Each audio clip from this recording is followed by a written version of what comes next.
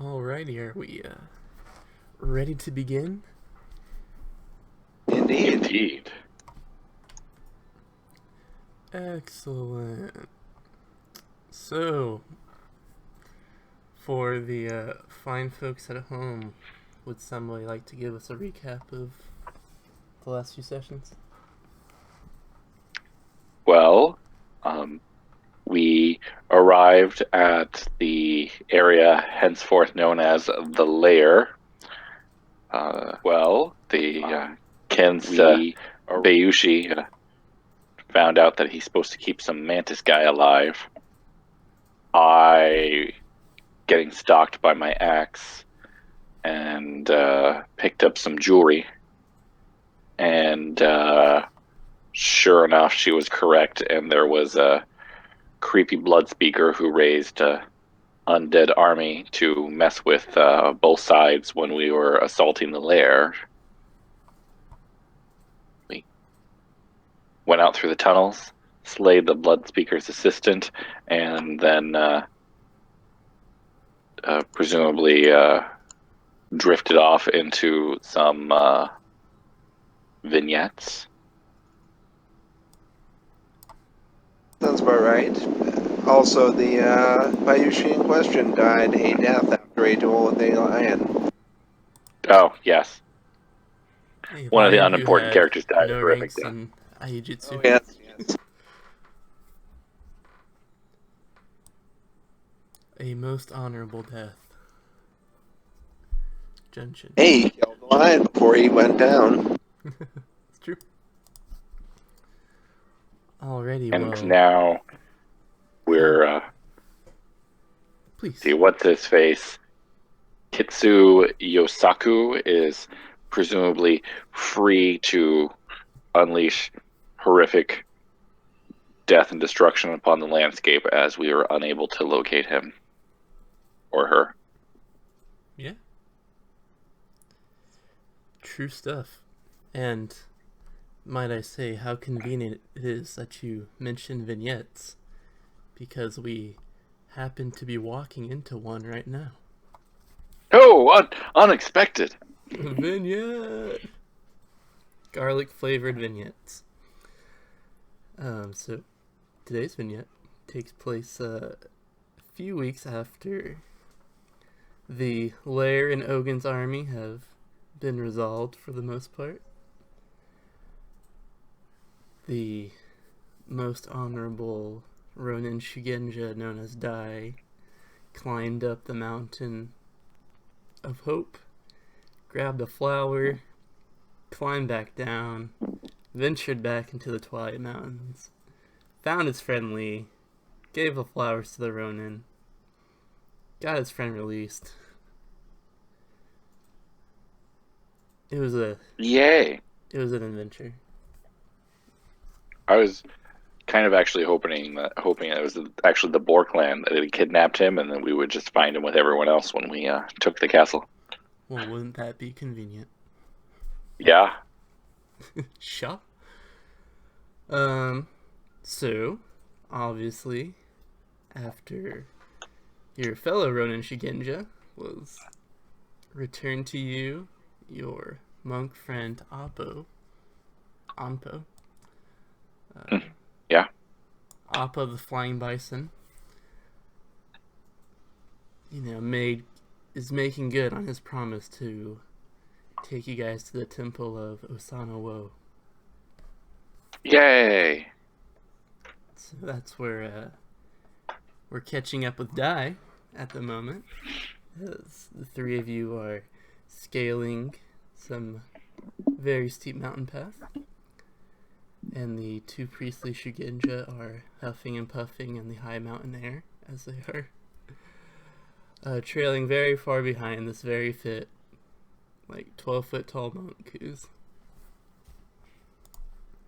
used to making the climb.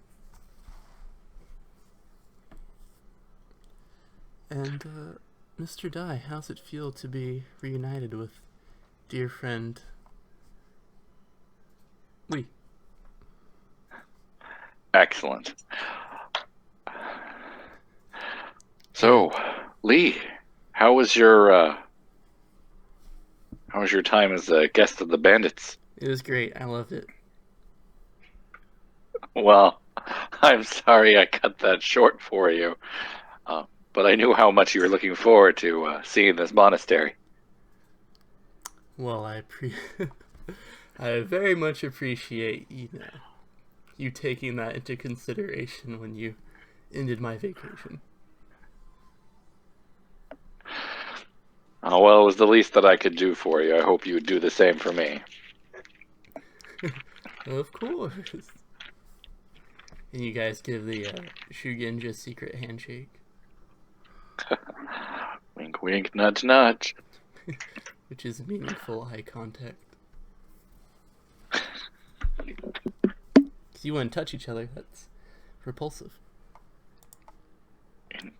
Yeah. So after that heartfelt conversation, you guys round up over the top of the hill, and you're able to spy the somewhat impressive sight of the Temple of Asanowo here in the Twilight Mountains. It's Oh, wow, that's breathtaking. yeah. You give us the description of the temple, Chris. It's certainly the highest temple I've ever seen. I'm sorry, Chris, you wanted me to describe the temple so everyone else can tell how amazing it is? Yeah. Oh, it's relatively small for a temple, possibly because the Brotherhood of Shinsai just can't be convinced to spend a lot of resources on something this high up. But it's, I don't know, maybe about 60 foot by 60 foot, built out of solid stone. It's 2 stories high, and on the top there's an open platform that looks like it gets regular use as people perhaps meditate on the roof. Thanks, Matt. And then, of course, it's decorated with iconography celebrating Osanowo for all of his awesomeness, both before and after his ascension as a fortune. And going along with all that, you notice there's an odd addition to the usual architecture. Currently, bursting forth from the roof of the temple is a stone pillar, twice as tall as the temple itself. I thought I described that, yes. Yeah, I was just bringing attention to it to anybody who might have Okay. overlooked your excellent narration. And I'll also go into further detail, even though I feel like you perfectly captured the gravitas of this particular pillar. I appreciate your support. It's bursting forth from the roof. It doesn't look like it's man-made, thus the bursting, as you can see it clearly penetrated through the roof itself. It looks ill-formed. It doesn't look like a pillar. It looks like a rock face, which bursts forth from the ground, obviously. And it looks like it's made from it's definitely stone. It's not obsidian, but it's made from a very dark, earthy material that doesn't look like it belongs with the rocks. So temple not built around it, but this shoved through the temple. Yes, which you might not find entirely strange, as you also see there's a distinct lack of monks around the temple.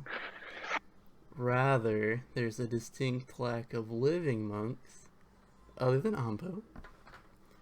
There is, however, a plethora of monk-like corpses. In addition to those, is there a dude that looks like that? Pardon? Is there a Shugenja that looks like this guy? Perhaps jutting spears of stone from the ground? How interesting you should mention that. There is a Shugenja that looks exactly like that. Huh. And he is currently standing behind about a 10 foot by 10 foot stone wall, which he, as a Shugenja, you say, oh, he erected that wall via the kami. And he's standing behind it, and there's also a fellow in dingy golden brown kimono, also wearing the like cut and style that a Shugenja would wear. And he is shooting a very large gout of flame at that fellow. At the fellow in red. So these two Shugenja are fighting each other. Yes, that's definitely the impression you get. Do a lore heraldry roll for me. Do 2 rolls, and they're each 15.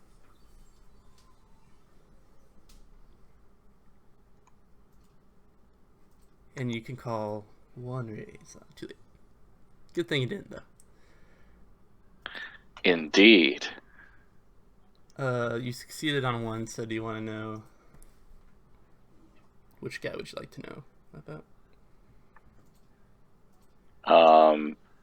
Well, I suppose my attention was drawn to them in the order from the Earth Shugenja to the Fire Shugenja. Let's start with the Earth Shugenja.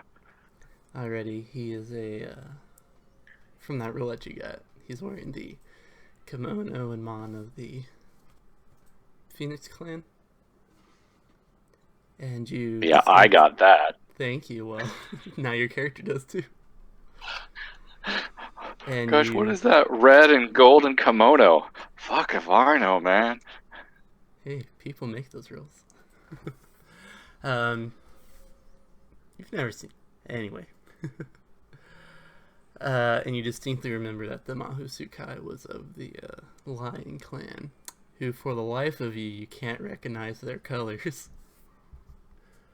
Womp womp. But yeah, as you... So you see this other guy and you're like, he's not the guy we're looking for. I'm looking for a lion. Well, the other guy, we had a full and detailed description of what he looked like before we last session. Oh, I guess that's true. So, if this guy might be him, I assume I recognize him from the description. Yeah, definitely do. I'll give it to you. I recognize him. He's the Mahoutsukai. Suddenly you're like, hey, that guy. Upon closer inspection. Yeah, Onpo and Lee sort of rush in at, this display in the whole scene. What's your move, fellow? I charge the Mahoutsukai and... Oh, wait. Jade Strike! All the Jade Strikes! Alright, I won't make you spend that spell slot. You guys do indeed charge in, and the Mahoutsukai,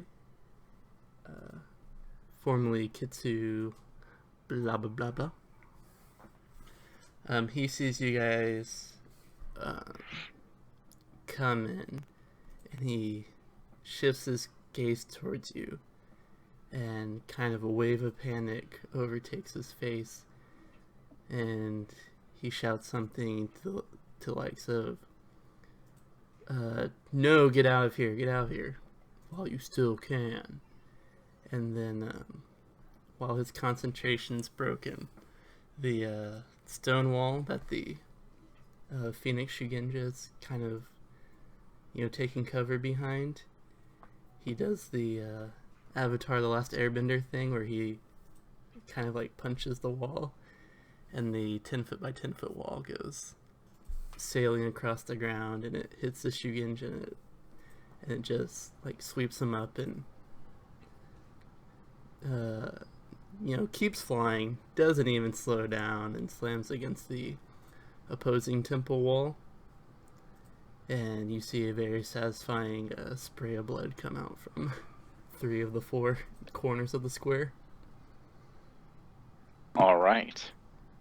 And then the slab of stone kind of falls on the ground and sinks in until there's no sign that it was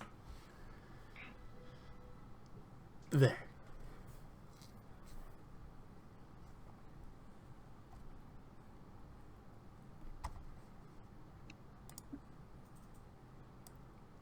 And as you go, this fellow in red turns towards you, and he waves at you all with a very broad smile on his face. He goes, "Oh, thank you for that distraction. I was waiting for the right moment to get my hit in."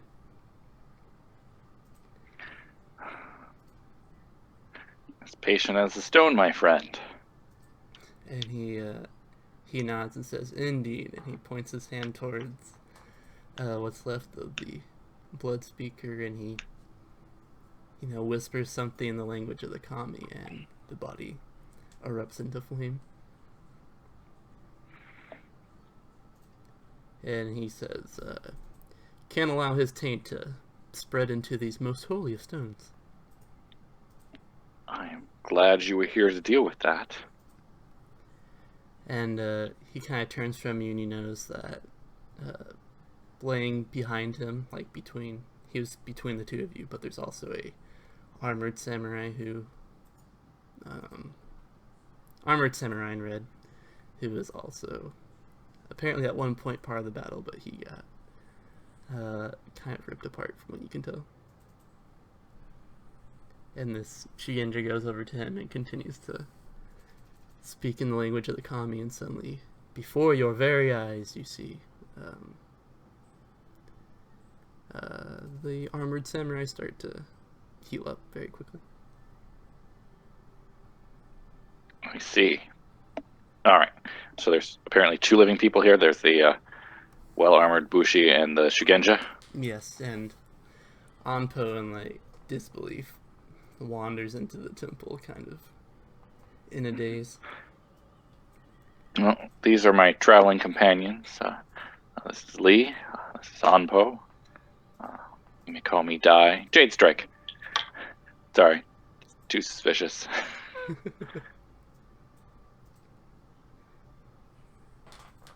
I suddenly roll out a scroll. Dramatic spellcasting is in this game. Oh, don't suddenly pretend like now you care about the... No, I constantly forget that it's like, oh wait, let me whoosh. All right, so including the raise to hit them both. They are Jade Struck. Jade Struck. With a raise that hits? Well, I added the raise in before I rolled it. Oh, gotcha. It's a TN10. No, they are not. Not Excellent. tainted. I'm sure I'm deeply offended then. Oh, that They can deal with it. Shiba Bushi. Not that you can tell. Gets a very angry look on his face, and he reaches for his katana. And he doesn't say anything, but like a very menacing gaze is cast upon you, and he stalks towards you with his hand on his daisho. Yeah, he probably doesn't know what Jade Strike is. Yeah, that's why. And the Shugenja kind of calls to him and says, "Oh, leave him be. It's perfectly okay to be suspicious in these mountains." You'll have to forgive me. Recently having dealt with this Blood Speaker's zombie army down in the valley, I wasn't inclined to assume anyone that he met was necessarily going to be a beneficial companion to me, whether or not he got in an argument that involved his death. I apologize for casting dispersions upon your honor, and I bow deeply. He nods and goes, "Oh, you managed to defeat his disciple?" Yes. Ah, very good. He was slain in the village while he ran. Good. I was most upset that I might have to return to that godforsaken Boar clan pit and deal with those zombies. So good work. You have my thanks. Were you the member of the Ronin army which broke through the Boar defenses? Yes.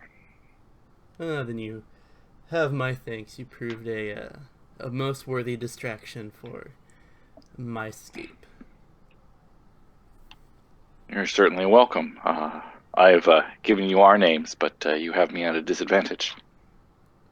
Okie doke. He tells you that his name is Isawa Izanagi.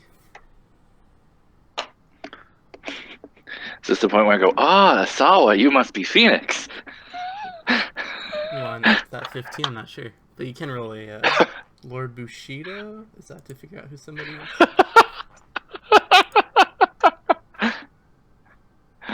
Okay. So that was Asawa. I'm sorry, Tengito? Last session it was Tingito. Now it's Izanami. Izanami? Yeah. All characters have to have Ami somewhere in there. Clearly. That's the naming conviction that we've set forth. Mm-hmm.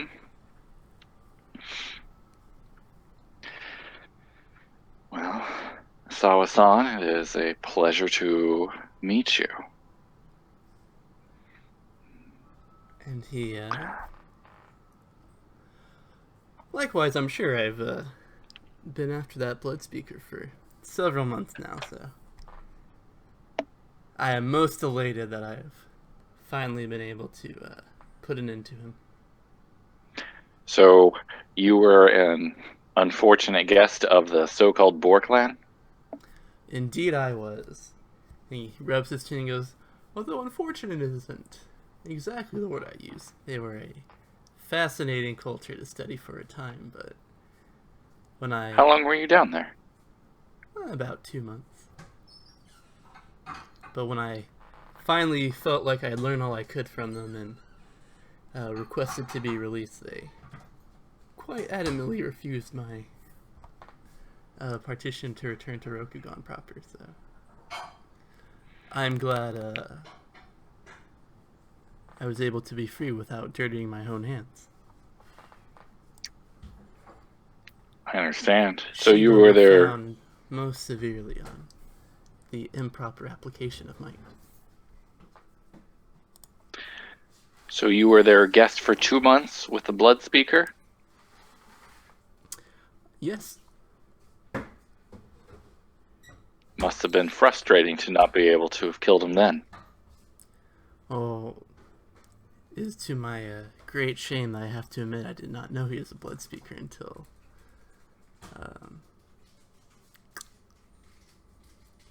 until the act was fully in motion. I had my suspicions, but well, you can't just go around slaying people on suspicions. Huh. I guess they do things different in Phoenix Lands. Oh yes, life is most precious. And you look over to the billowing wisps of smoke coming from where the blood speaker once was.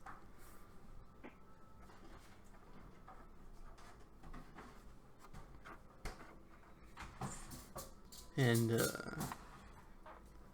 kind of crosses his arms and says, well, since you fellows have bid me grave insult, I will now interrogate you for information. Have you come upon any human-like statues while you've traveled through the Twilight Mountains? I point to the statue of Fortune with Sanawo that's standing right behind him. All right, you dunce.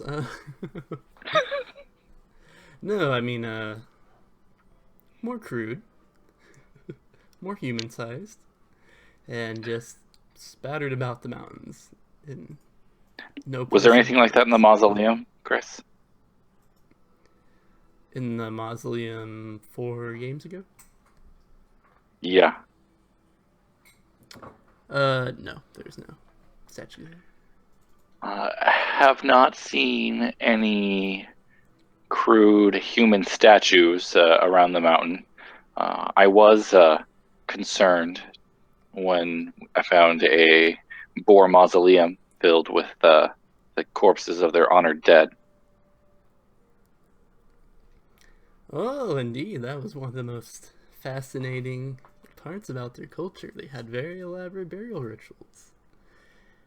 And every time someone tried to inform them that it was imperial edict that bodies be burned, they just, would look at you with the most baffled look on their face, as they couldn't believe the emperor would deny a samurai that glory.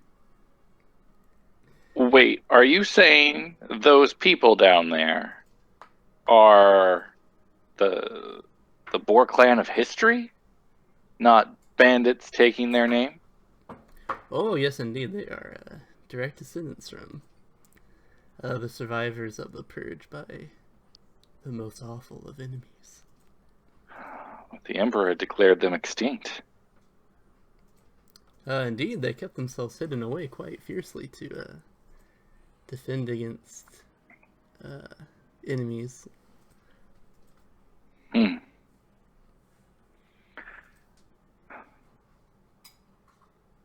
But sadly, they are now a recent memory, as they were once a long distant memory. And he kind of motions towards a satchel that his Bushi friend's carrying and goes, but I have the great honor of having the most intricate knowledge of them now.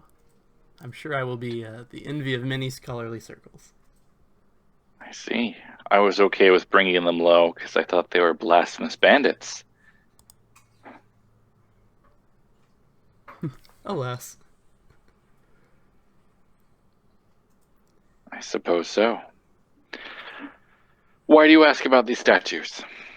And he points towards the pillar, which is still towering mightily over the temple, and he goes, well, I believe they have a strong connection to whatever caused that. And he says there are powerful earth kami and earth spirits which reside in this mountain. And I came here to study them. I believe the most powerful of them all is related to these human-like statues, who some claim are the when the Blood Speaker destroyed the Boar clan. Some claim that the spirits of the mountains turned all the remaining Boar clan to stone and whisked them away into the spirit realm. A spirit realm. Obviously not, since we found a large contingent of survivors in that valley, but still a fascinating tale. Fascinating indeed. And, he kind of shrugs and wipes his hands of things and goes, well, I'm afraid I have dallied for far too long. My research has gotten nowhere these last few months, other than a slain Mahosukai, which is reward enough in its own, I suppose, but I must be back off into the mountains to study further. Well, I wish you well on your studies. Thank you. And, I hope you find whatever it was you're looking for in this temple. Yes. Thank you. And, with his Yojimbo and tail, he saunters off.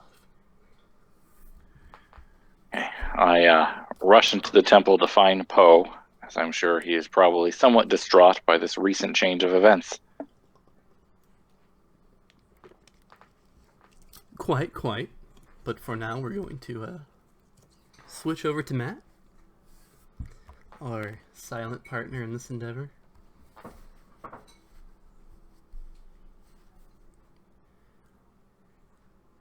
Who is presently typing out. Yes, Matt. I mean, the large Amazon. And speaking of large Amazons, we open up on the vast fields of the Unicorn Lands. And, the camera's low to the grass as we see it flowing back and forth in the wind. And suddenly there's a large brown horse, which... Matt, what color's your horse?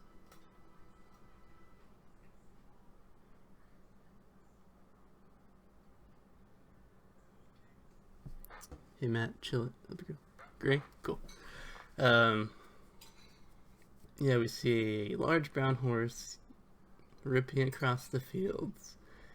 And it's, galloping very quickly, and every once in a while it will, just in the middle of a full-on sprint, kind of buck and throw its hind legs up in the air and do the motion that horses do when they're trying to throw a rider off of them. And it'll go around in circles, and then it will just take off in another direction just as quickly as if it was running off in full sprint again. And then, brushing by very close to the camera, we see a streak of gray and purple, and then the camera zooms in on none other than Utaku Iyami, who is presently riding forth on her soon-to-be legendary steed. What's your horse's name? Horse, fourth of his name. That's a callback to episode 1. Kiyomi. Yes, Iyami and Kiyomi are rushing off after this horse. Iyami, you know that this is a horse belonging to one of your fellow samurais, and that particular samurai was reporting that his horse was kind of acting a little strange this morning, and when he let him out, get him all fixed up to be saddled, the horse broke out of the stable and tore across the town, and he was making a mess, and now it's just going full tilt into the wilds, and he ran to you, who was close by, and he was just begging you to grab his horse for him. And of course, as Iyami, you are the fastest rider in your entire village. So you ride off after this horse. Make me a horsemanship roll. It's gonna be a TN10 because you've got a magical horse. I really hope you fail.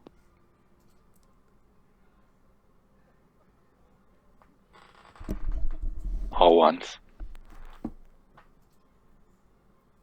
Alright, all twos.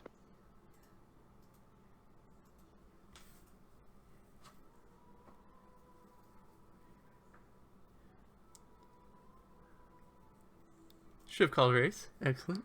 So that 21, you very easily, you've got a breakfast burrito in your hands as you gallop after this crazy horse. After the Indian chief crazy horse. And you very quickly the horse you're chasing after isn't an Otaku steed, it's one of the Unicorn war horses, but still fast, still impressive, still not a magical horse. So you very quickly catch up to it, and you're right next to it, and you lock eyes with said horse, and said horse locks crazy eyes with you. And you know in your heart of hearts that you've got to jump from your horse to that horse in order to get it under control. Make me an athletics roll.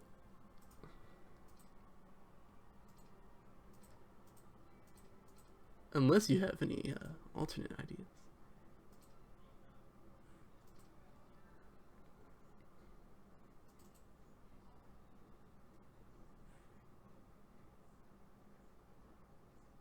Alright, I'm so ready for this.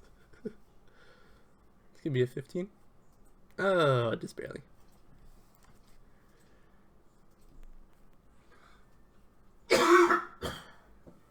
Excuse me.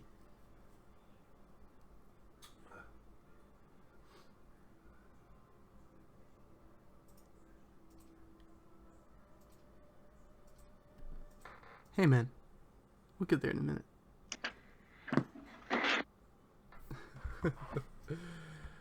Alright, so Iyami goes heroically flubbing off of her horse and kind of hits the ground and rolls and gets back to her feet as this horse narrowly escapes between her fingers.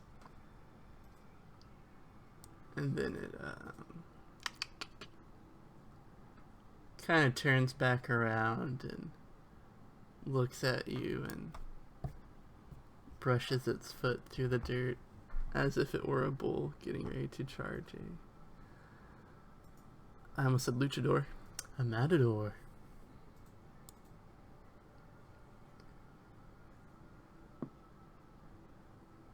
And so make an animal handling check for me.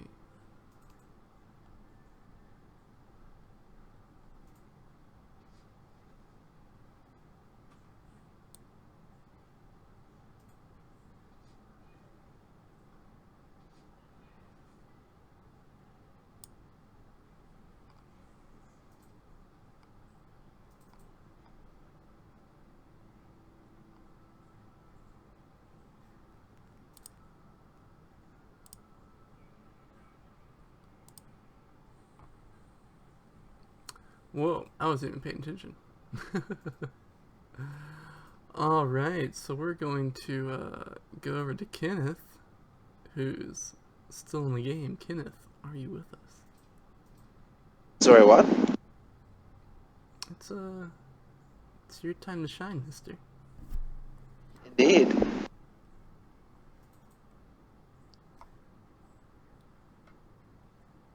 Not just me, that was weird, right?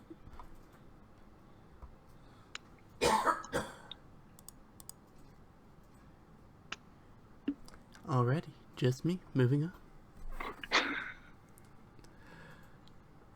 Alright, so Ken, how do you pronounce that first name? Matsuhide. Matsuhide. Awesome. Well, Matsuhide is one elated Yasuki, because he's finally been returned to his hometown of Clearwater Village.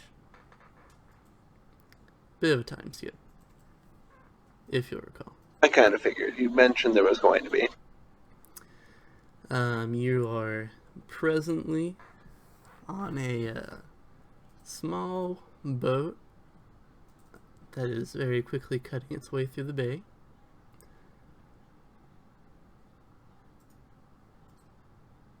Sorry, I'm just so distracted by Matt. Man, what's up? What's up? It's cutting its way through the bay. It's currently being piloted by a very quiet Haruma fellow. And you are on board with your lord's brother, who is named Yasuki. Give me that first name. Do you want me to figure one out? Figure one out for me. Hideki. There we go. 3 experience for Chris. You didn't even give me a chance. Gotta be quick on that draw, man. Gave you the same chance I had. This is my vignette. Alright, we'll do our best to keep show hog Chris out of the way for the moment. Yeah, I mean, you just helped kill another blood speaker. I mean, yeah. Alright, so Mr. Yasuki Hideki is currently currently on the boat with you, as Haruma is pulling on ropes and messing with a rudder and making fine work of cutting through that bay as you kind of look beneath you into the crystal clear waters of the aptly named Clearwater Village. You see a series of intricately designed reefs which rest just below the surface of the water. Your shallow boat has no problem avoiding it, but you know very well that other trade boats and such, it's pretty much impossible for them to pilot their way into the bay without a trained Haruma navigator leading them through the intricately crafted reef which the Kuni made. But you already know that.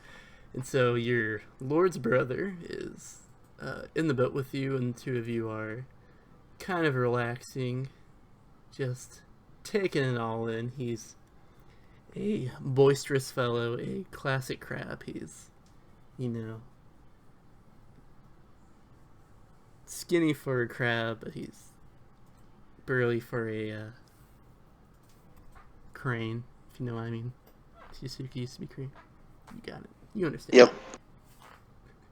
Just like I have no idea what you're talking about. No, I know exactly what you're talking about. You're hanging through there, and he's laughing heartily at a joke you made prior, and you're feeling pretty good about that joke, I bet. And he says, well, Matsuhide, it's very, very good to have you back within our grasp. I hear the men telling great tales already about the Mahu Tsukai that you slew up in the mountains. Well, it was my duty as a crab to deal with the issue. Oh, indeed, but I think you went, far beyond that duty. We sent you up there to scout out possible mining locations, and you come back with the head of a blood speaker and carts full of ores and minerals. This was definitely more than we could have ever asked for. Your words honor me. And, he laughs at your modesty. And he says, yes, your lord wishes to entertain you tonight, along with myself and a few others, and we greatly look forward to seeing you there. And the Haruma pilot gives a height, a noise to draw your attention as you guys are quickly reaching your destination, which is, for all appearances, it appears to be just another one of the sea walls which surround the bay. But this one in particular has a this one in particular has a door about 10 feet above the rest of the ocean waterfront. Just waterfront, really. And so he pilots the boat towards the door, and he gives out a call, and the door opens up, and you see can't tell if she's a young lady or an old lady, but there's a lady in kabuki makeup and kimono, and the Mon of the Kuni family kind of pokes out from the door and throws a rope ladder down, and it falls into the ocean. You guys begin to ascend the ladder. Now I'm waiting to see what Chris is typing. You guys go up, and you're up the ladder, in the door, behind the door. The door shuts and latches shut, and your Haruma pilot starts to do the once around the block version of a water taxi. And you're met in kind of this, the Japanese version of a spiraling staircase. And you're at the intermedium where you can either go up or down. And you feel the cool wind approaching from the down part of the tower. And you know very well that the down part of the tower leads beneath the ocean surface. And you also have a strong feeling that you don't want to go in that direction. But the Kuni silently beckons you upwards, and you guys begin to ascend the staircase. And all the while, your Hideki is very, going on and on. It's like, oh, blah, blah, blah, blah, blah, blah. Haven't been here in some time. Kuniran, it's so good to see you again. How are your children doing? And the such. He's a very talkative young man. As Yasuki are wont to do. As Yasuki are wont to do.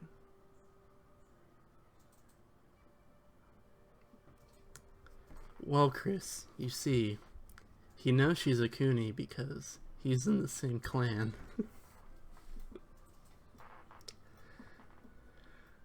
After a bit of an ascension, you guys are led into a larger circular room, which seems to be a type of study, because there are scrolls and inks and other such things like thrown about on tables and shelves. There's no windows, it's only lit by torchlight.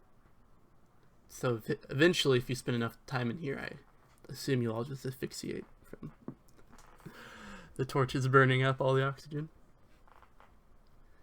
But you guys get up there, and another kind of the hatch that leads into the study is drawn shut and locked by the Yasuki. And there's kind of, she whispers something, and the hatch glows a weird green color. And she says, thank you very much for arriving here. I believe we have some fascinating subjects to discuss, but first we have to make sure that your encounter with the Blood Speaker did not leave you tainted by the darkness. I understand the precaution, Kuni-san. So she pulls a lever, and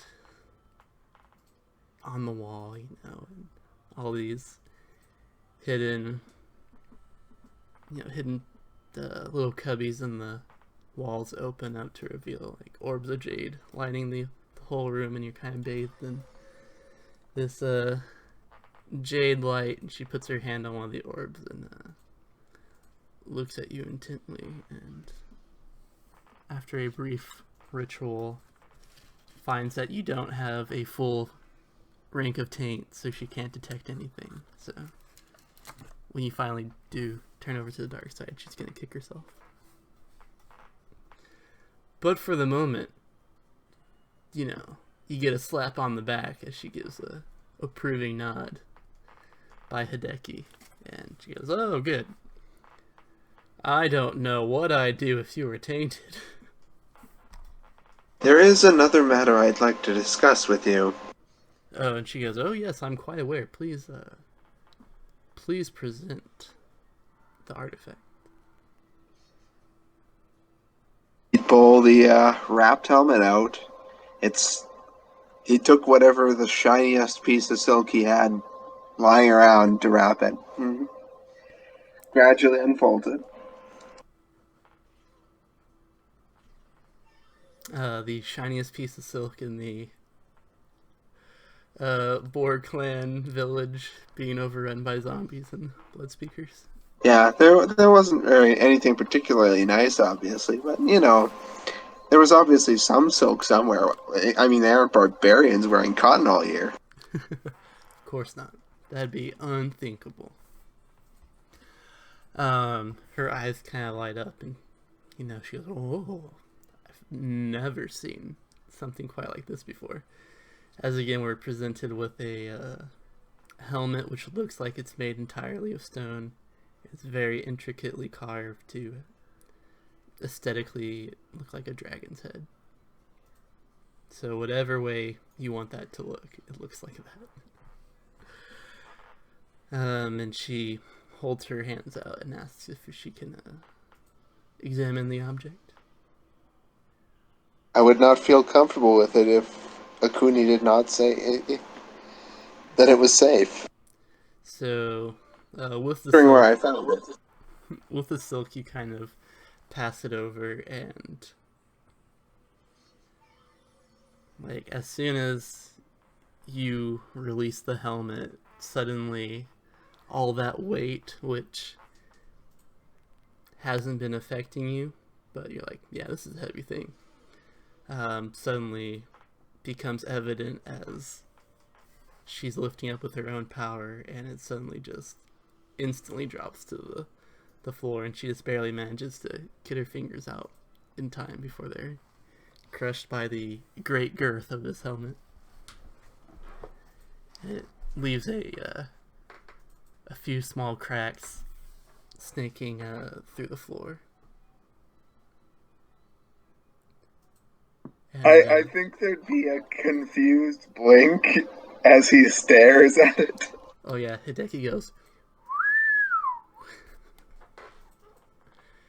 And, It wasn't that heavy. And Hideki goes, please, my lady, allow me to assist you. And he bends over to try to pick it up, and hilarity ensues. You know, he tries to pick it up, but can't.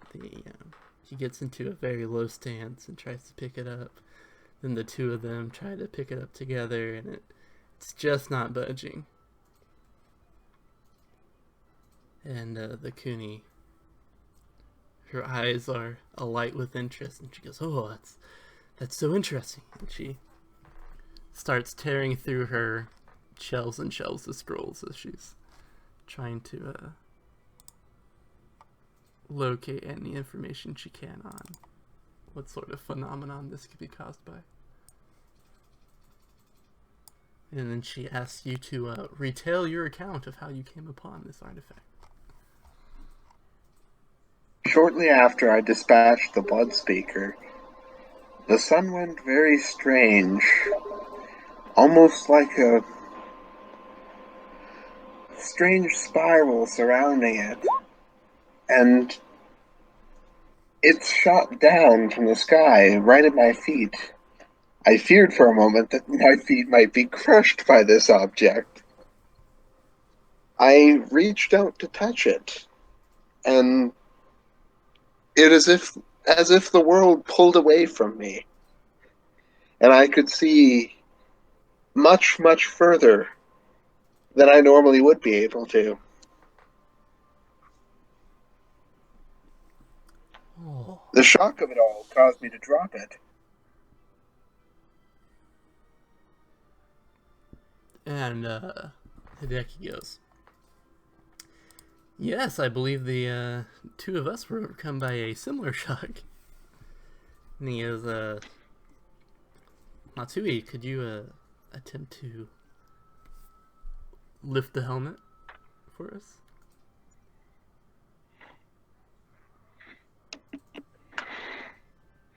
Compliance would occur. And of course it lifts off the ground with great ease. Once again, you feel how heavy it is. You think, yeah, this thing weighs a ton, but your muscles aren't straining against it. You don't feel any fatigue or anything as you heft this mighty weight up very easily, and they all look in shock. And the Kuni, with one hand, she's like searching some sort of scroll that looks like a directory, and the other, she's very rapidly writing notes down as she like sees all this happening. And after a short drilling of questions, she takes out a jade pendant and starts to press it against press against the helmet. She checks it for taint. There doesn't appear to be any taint within the helm. No shines of corruption. Yeah. And then after that, there's some chemical analysis. Who knows? Kuni stuff.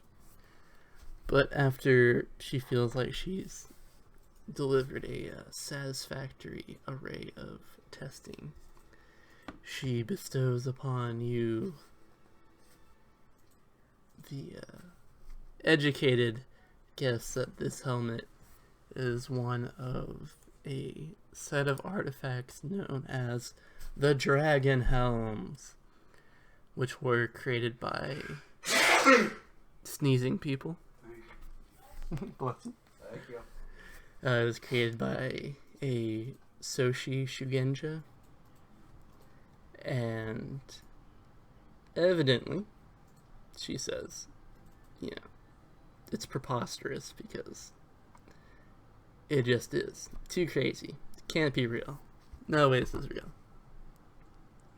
But it appears to be real, as this Soshi Shugenja long ago found how to bind just a little bit of the essence of the elemental dragons to this set of helms. And apparently apparently that's the gist of it.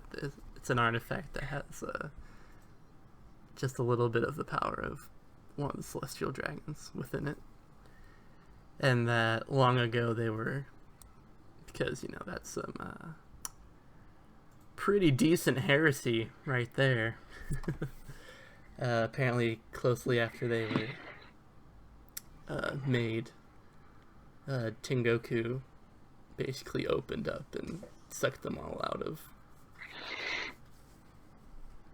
of the mortal realm, because that's not something they can have just floating around Earth. But from what you saw and from, you know, the text that she's reading, apparently heaven saw it fit to once more bless the Earth with such powerful artifacts. But why me? Then she also says, you know, such a celestial event must mean a great blessing unto the Empire, or a sign of dire trouble to come. And Hideki slaps you on the back and goes, well, obviously because you killed that blood speaker, you champ. The Earth Dragon must have found you worthy to possess its item. The Twilight Mountains are a place where some of the most powerful earth spirits in all of Rokugan lay. So he might have been pleased with you keeping his domain clean.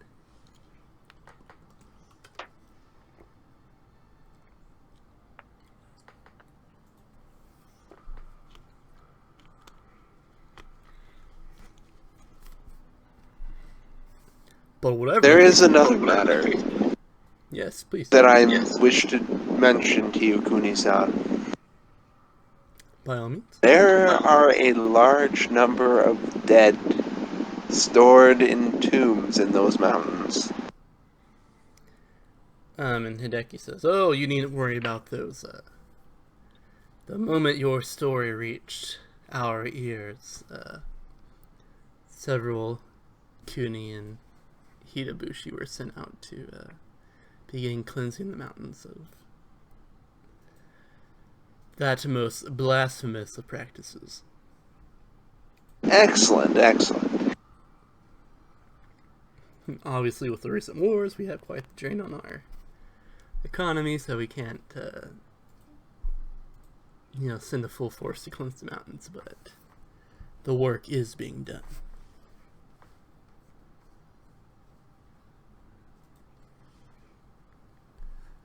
And she says, I hope this isn't too much to ask, but would you don the helm for me? I'd take off my normal kabuto, reach out and grab the helmet directly. Figure I might as well break this into steps, because who knows when you might want to make something happen. Yeah, as you touch that helmet, you feel it just vibrating with energy in your hands. It seems quite eager to be wielded. And I'd lift it up and gradually lower it onto my head. Yeah, and as it falls in place, you suddenly feel yourself become, just overcome with the sheer strength and fortitude of, and it crushes you to death. If you weren't worthy, it definitely would. However, you are, Literally, rocks fall, people die. yeah.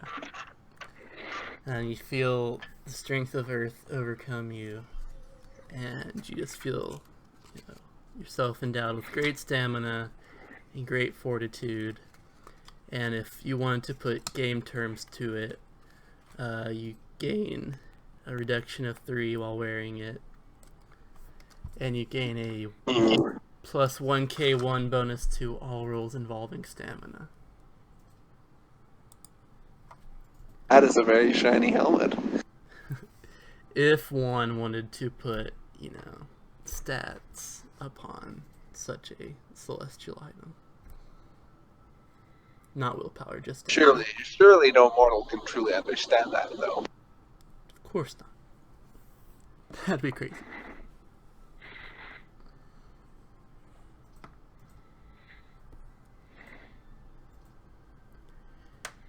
Any further business with the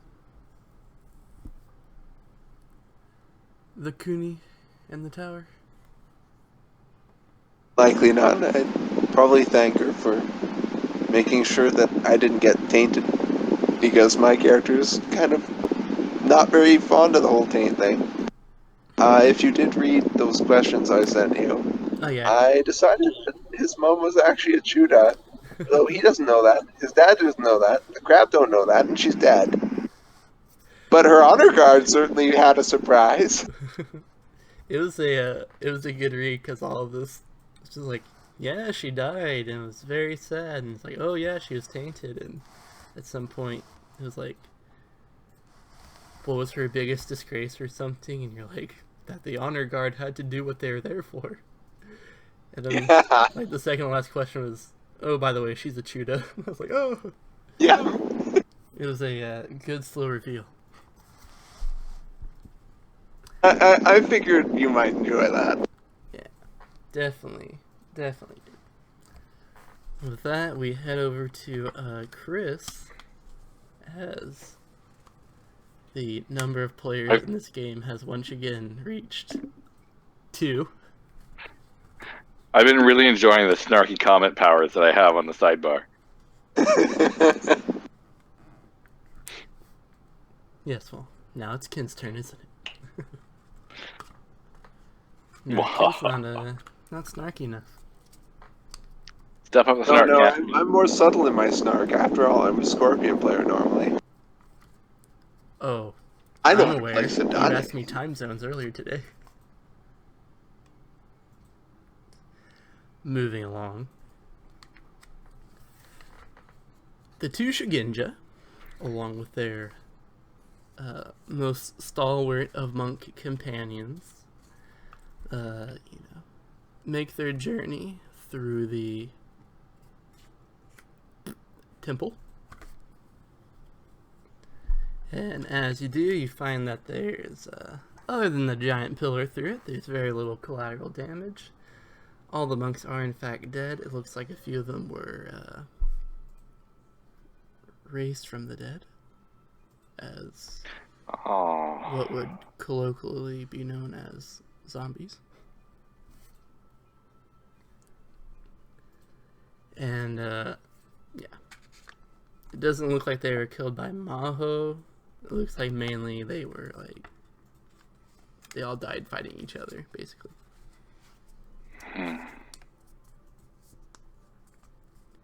And Anpo is understandably livid with his situation in life.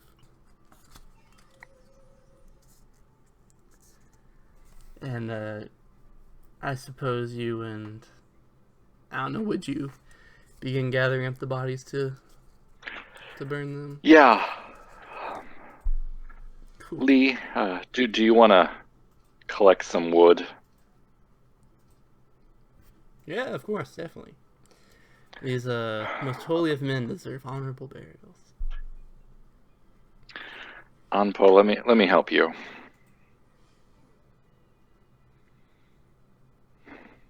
Help him with what?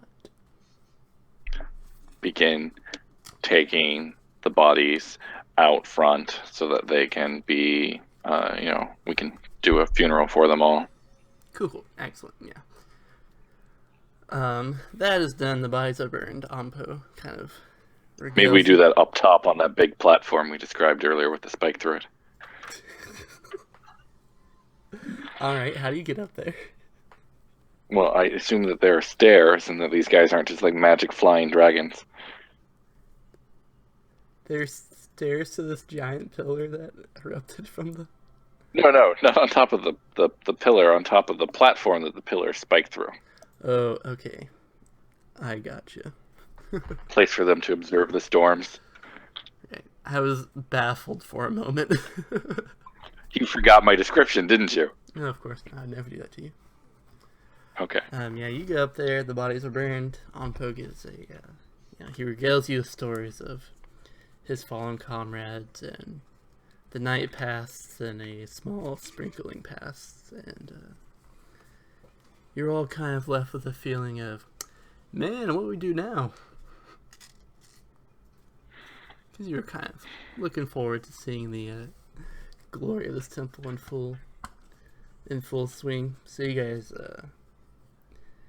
allow yourself sort of a morningful long sleep. But you guys are woken up before your minds or bodies are ready by Anpo. And he's standing above you too, and he has a staff in either hand. He says, please, I need to meditate. Will you assist me? Of course. Emily says,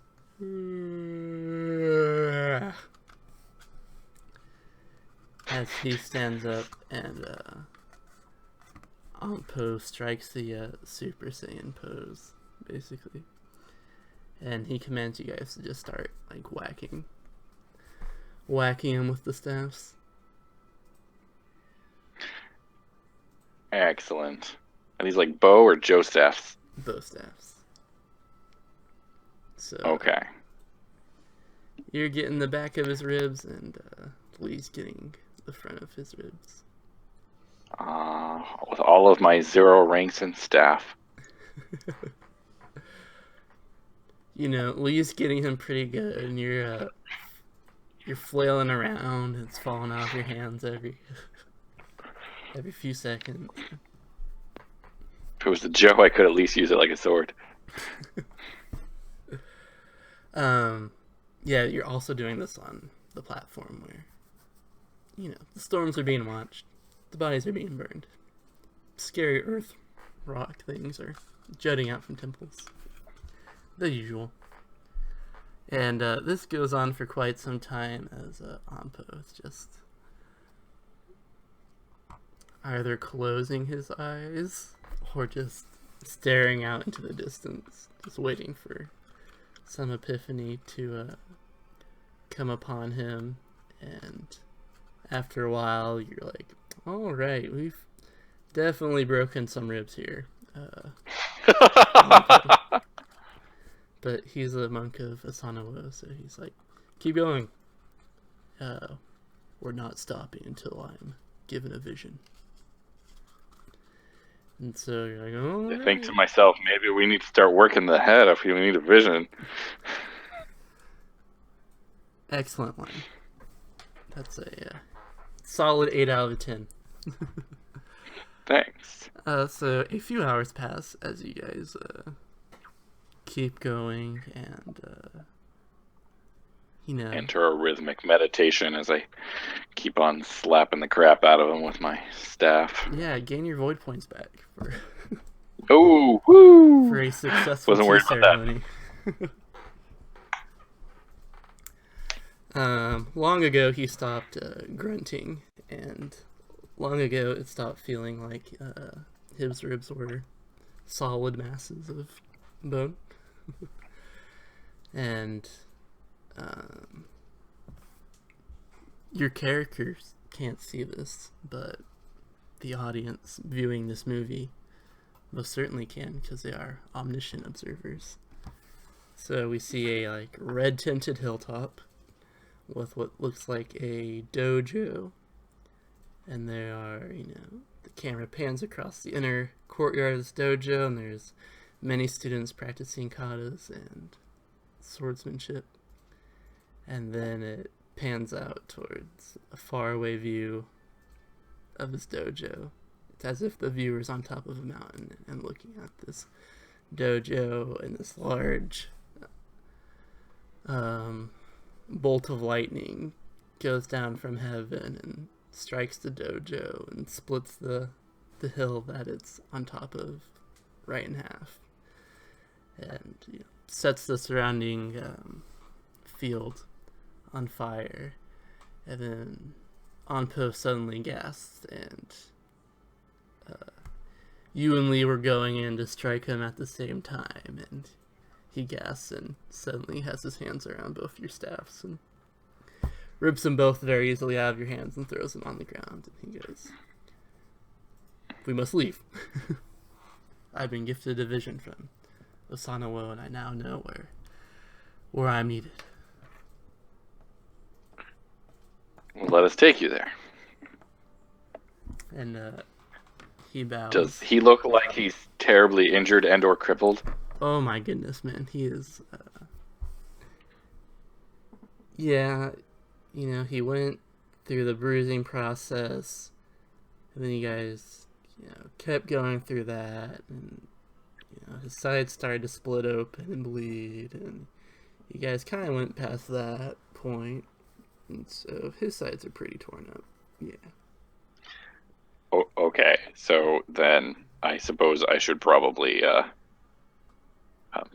path to inner peace him. No, he sees you going for that scroll, and he's like, "No."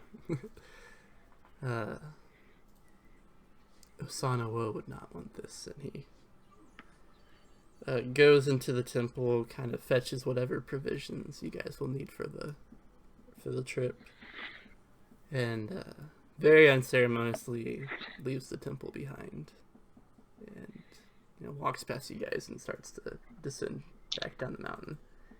And he has a large, jar of salt that he's taking handfuls out of and rubbing into the side of his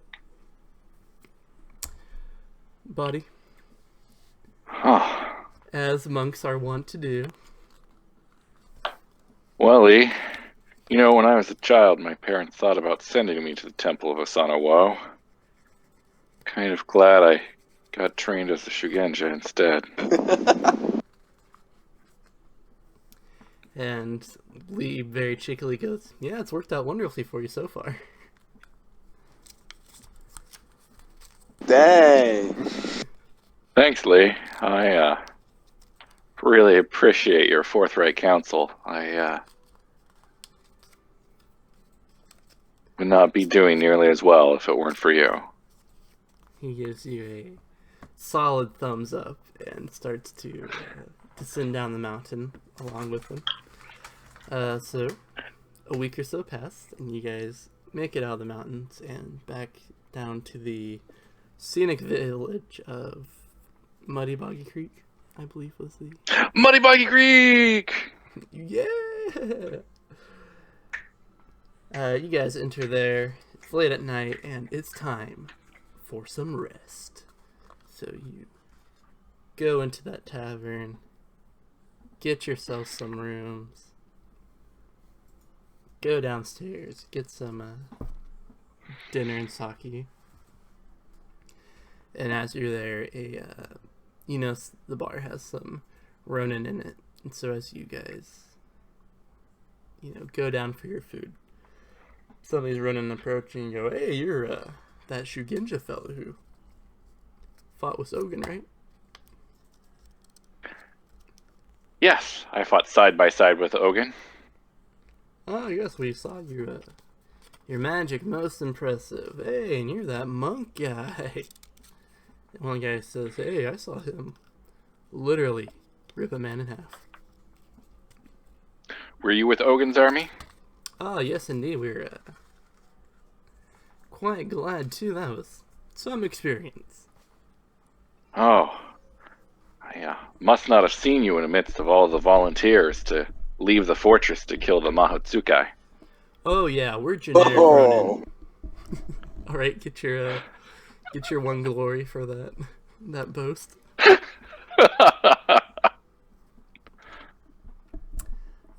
They go, listen, we really can't attend the shindig because we're not really welcome in Scorpion Land. As they give you the wink nod. And he says, but Ogun did give a open invitation to any of his Ronin who might want to accompany him. He's heading to Zakotoshi for a few nights of festivities before, as he waits to recruit even more Ronin to help him transport the wealth of treasure he accumulated to the Toshi Rambo. He goes, I'm sure he'd love to see you there. You were quite pivotal in his victory. And one guy goes, I heard you almost got him killed.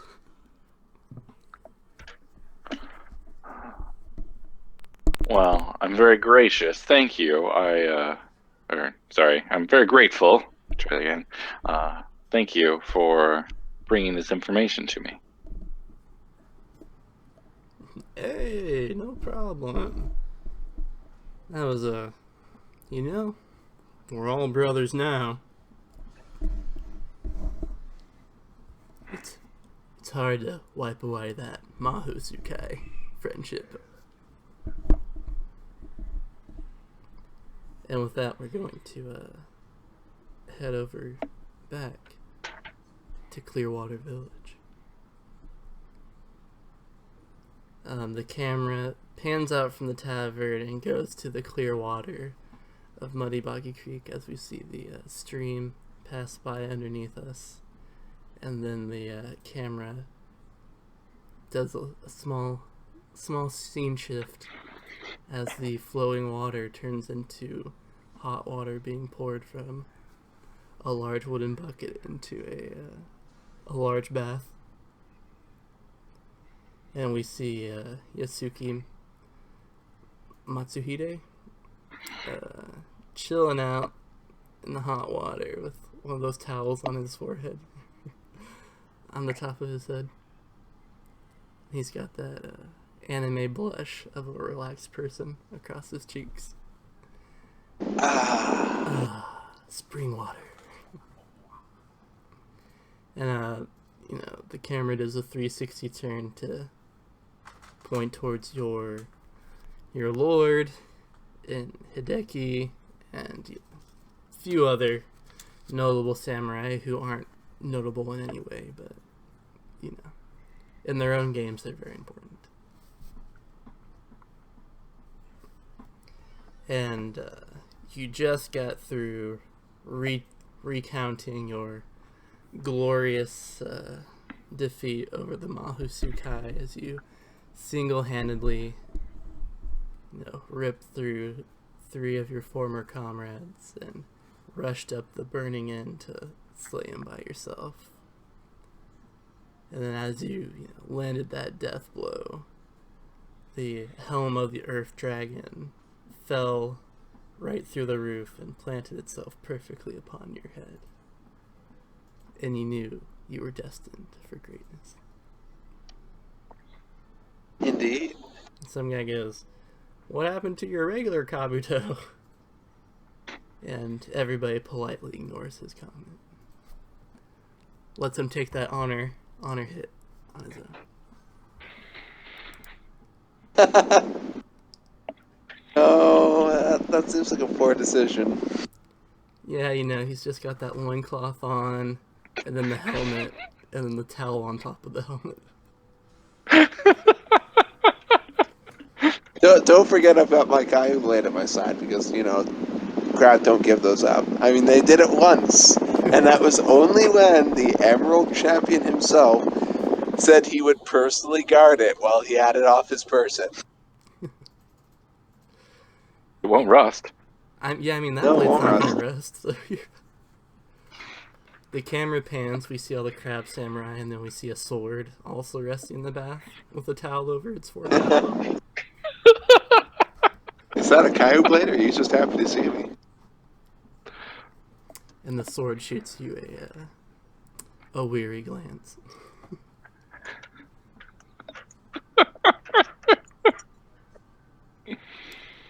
And your lord goes, "All right, enough of reliving past glories. Let's live in the now.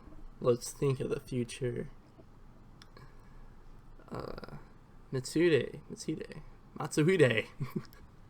I'm drunk. Matsuhide, I think you've proven yourself to be quite the capable warrior. I hear since you've returned to Clearwater, your senseis have been saying you very quickly picked up the newest technique of the school. Is this true? I assume you're referring to alternate path type technique? Indeed. Yes, I have gradually learned the ways of the more interesting parts of the Yasuki schools. Yeah, and Hideki says, "Yay, Bushi school no less. Most impressive. Please continue, brother." To which your lord picks up, and he asks you, "Are you familiar with the 100 Stance Dojo?" I don't believe I am, my lord. Oh, it's a... He waves his hand and he goes, "I don't feel like giving a history lesson at this moment. However, it's a most prestigious dojo where members from each clan attend and are tutored by the best among them. The best swordsman becomes the sensei of the school, and they are granted access to very ancient scrolls which have intricate knowledge of kenjutsu and the art of the blade."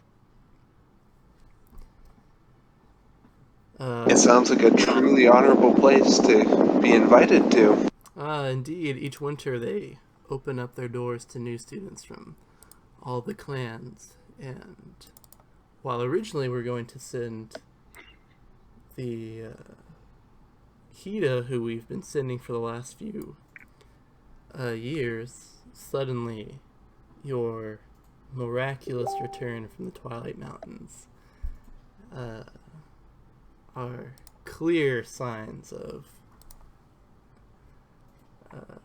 in that helmet, they're clearly a sign from the heavens that you should be the one to represent the crab in this next year of lessons at the dojo. I shall do my best to ensure that your confidence in me is well placed. Excellent, excellent. And he whistles, and a Heenan comes over with a scroll and, presents it to him, and he snatches it out of the guy's hand and presents it towards you. And you dry your hands off, and you unravel the scroll, and it's a very formal invitation for your lord. It's like it invites one of his samurais to the dojo. Basically, it's a college acceptance letter. Basically, and it grants you passage into. It's on Imperial land, so it doubles as a traveling permit.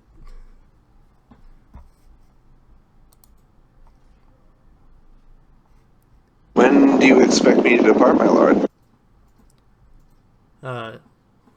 Very soon. It has to be. Winter is approaching quickly, and if you delay for too long, it will be nipping at your heels the entire way towards the dojo.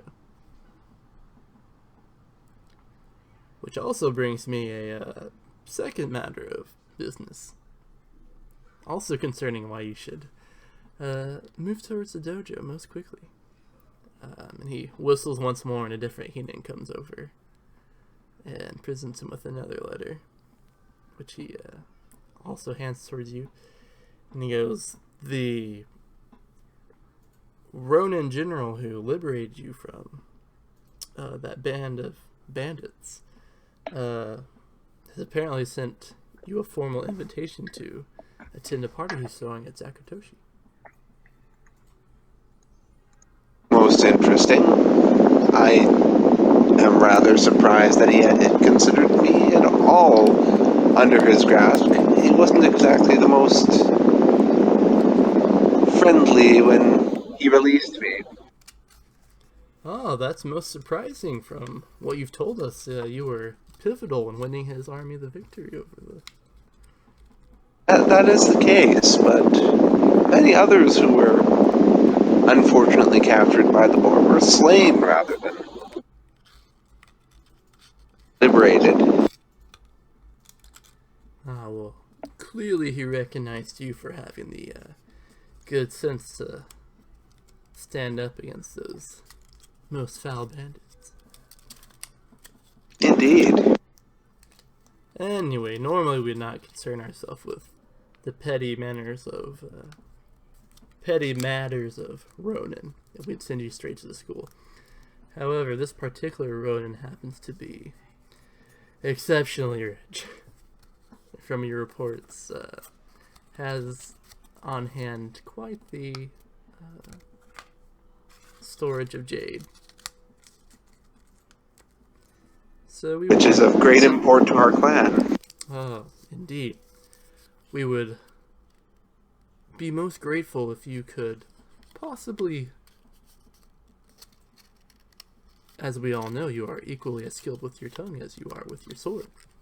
You could perhaps leverage another shipment towards the Crab Clan.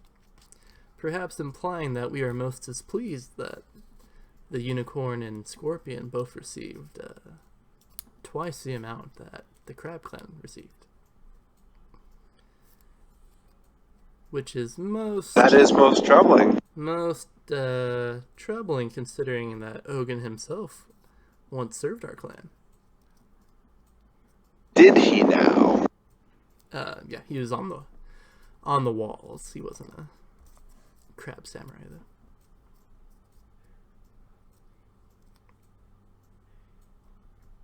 So maybe you Well, should, slightly less disgraceful, but disgraceful nonetheless. Indeed, maybe you should remind him who kept him alive during those trying times.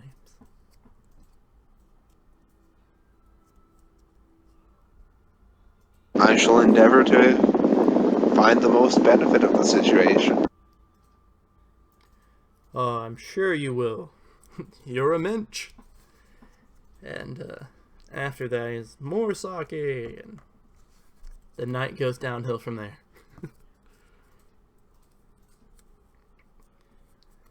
Way to get rickety wrecked.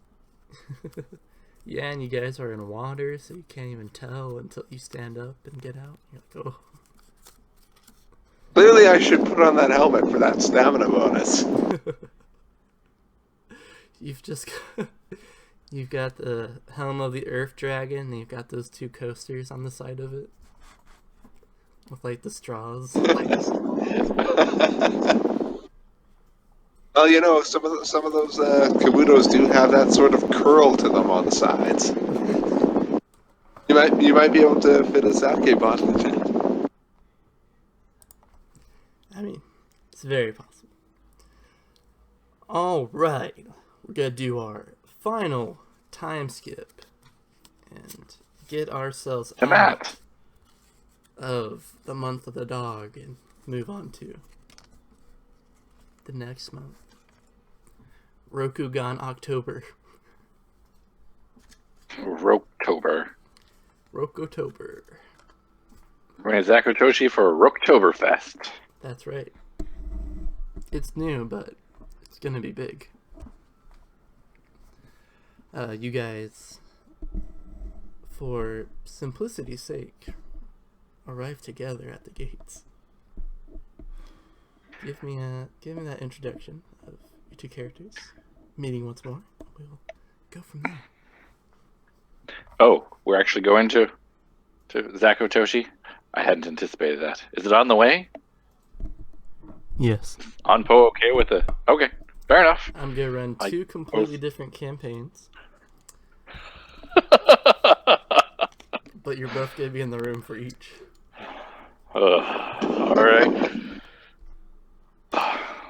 Well, Lee, sounds like we might encounter some old friends of ours. The Speaking question of- is whether Yasuki-san would even recognize Dai. They didn't exactly spend the most time together. It was less than probably a day. My head popping up out of that barrel as I announced strategy for assaulting the Mahotsukai was memorable. Oh, that's true. Well, you might recognize Anpo. You might try to work with me. I don't know, as his I torso's try a and very get different party shape together. now.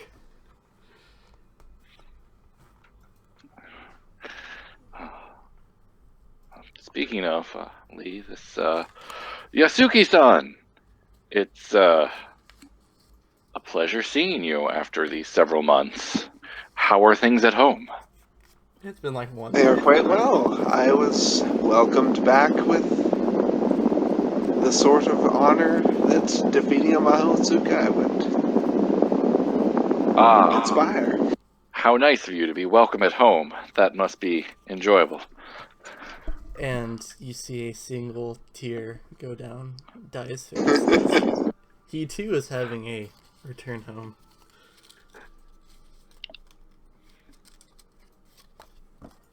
Mm-hmm. And you guys are... You're approaching one of the gates. Naga's Gate, I think it is. It's the one closest to the Shinemon Mori. I know a lot about Zakotoshi. You guys... You may Go on. you may perhaps be interested to know that the Kuni felt very much the same as what you thought about the object that fell from the sky. Ah, yes. I'm You are always truly inspired by skilled in Kuni the ways wisdom. of the spirits.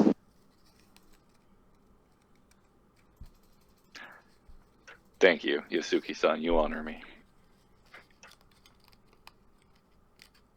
Yeah, it's like you knew what they were gonna say, as if you had some sort of divination power. Yeah, that was. I'm sorry, was that Lee saying that? No, Lee. Okay. Lee wouldn't say that. He probably doesn't even know why you got kicked out, does he? Yeah, I was honest with him. He's willing to travel with me. He should know who I am. Cool. I imagine I know Lee quite well, given, he was also a prisoner of the boar for a while. No, He was prisoner. he was prisoner of someone else. Like completely different bandits. Okay, I misunderstood, sorry.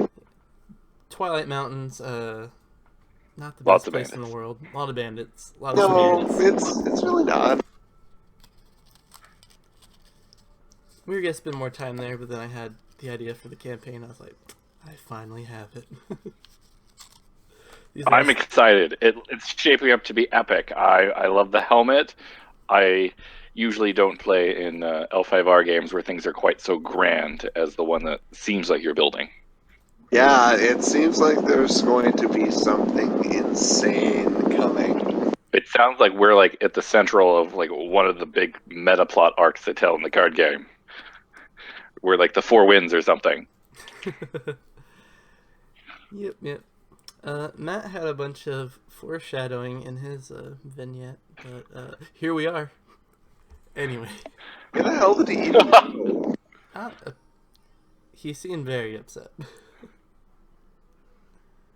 Anywho, let us not dwell on unpleasant things. Let us move forward.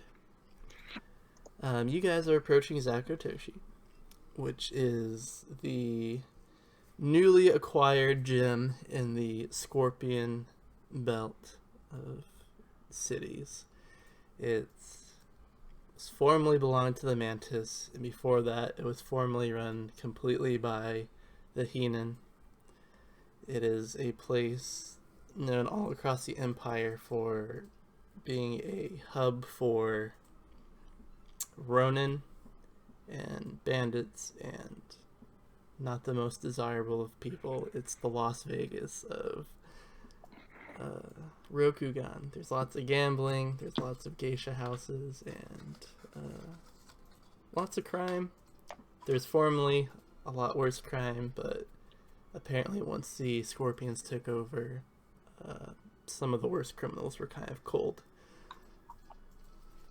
And burned alive. And burned alive, yes. I point to the town. Are you familiar with Zakotoshi, Yosuke-san? No, I've never been. It's my first time. When I was a child, this was an unaligned city, managed by the Mantis, of course. But as I understand, it's recently changed hands, and the Scorpion are running it now. It's a fairly wretched and unsavory place then. One would imagine what it must be like now. I've never cared much for the Scorpion. Uh-huh. Moving right along. Oh, come on, we're having fun.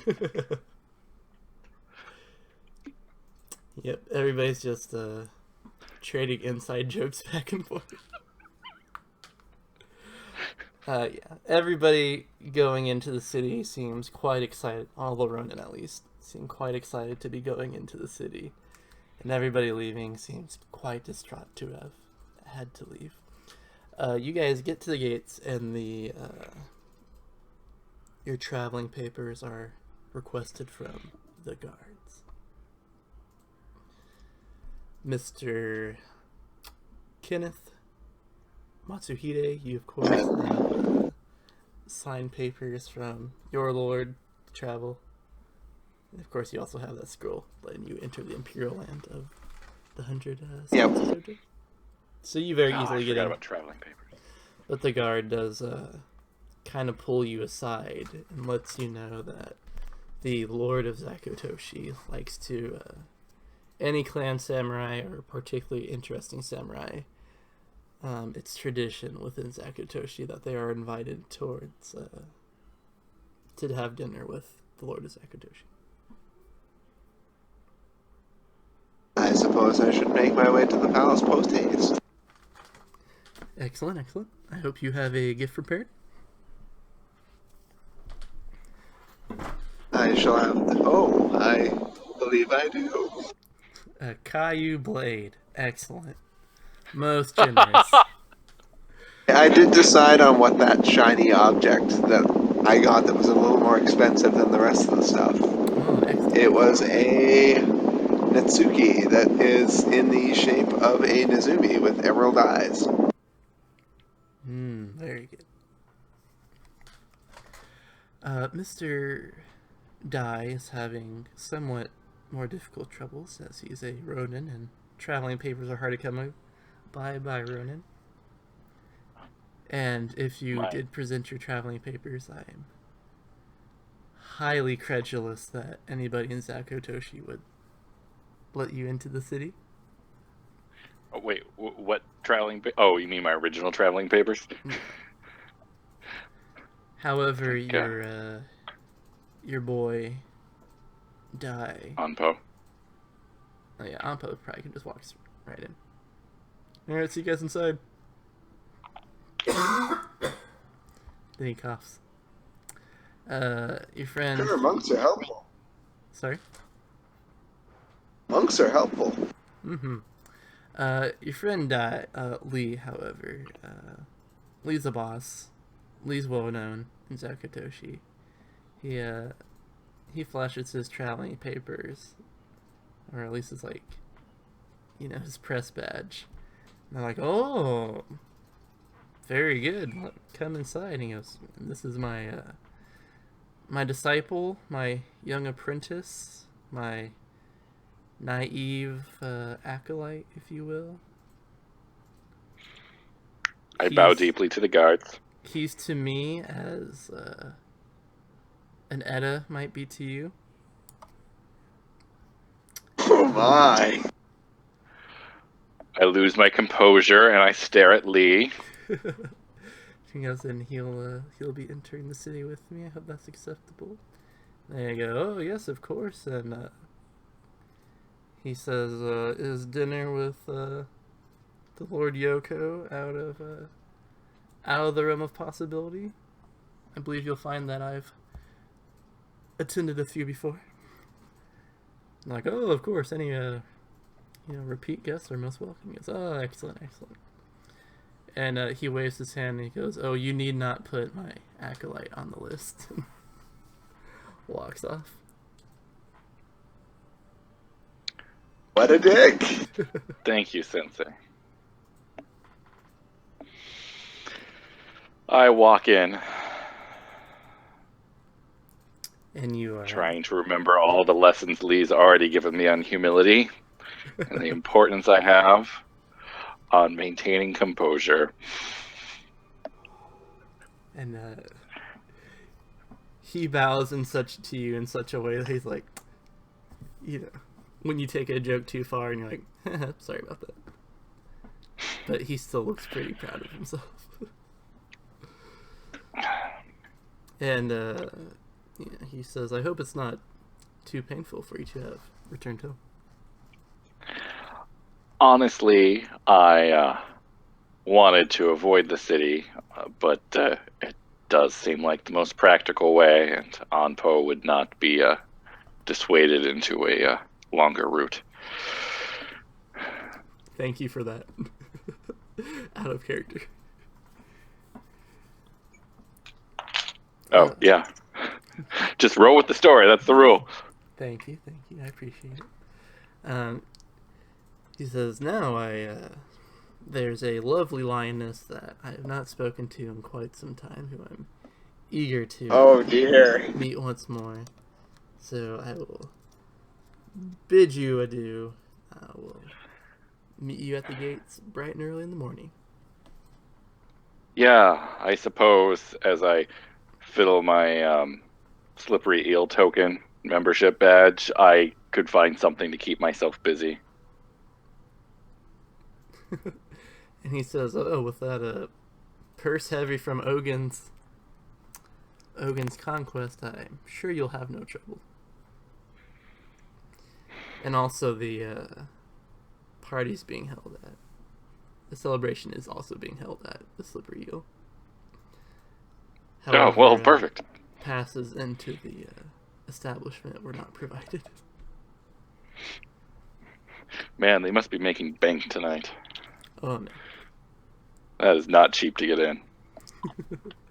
It's the second most expensive in the city, I believe. Third most. Never mind. Let's not get caught up in the minutiae of geisha houses here. Fair enough. We did plenty of that last campaign. Yes.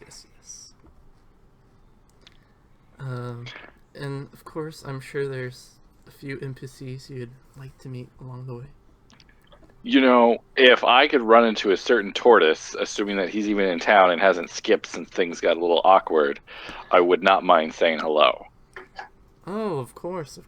You very easily managed to navigate your way into the moving market and find a familiar, if out of place, gypsy stand with a fat Manchu wearing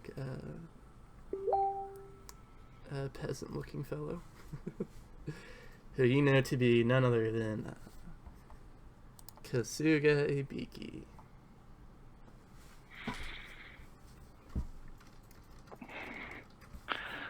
I approach him, bow.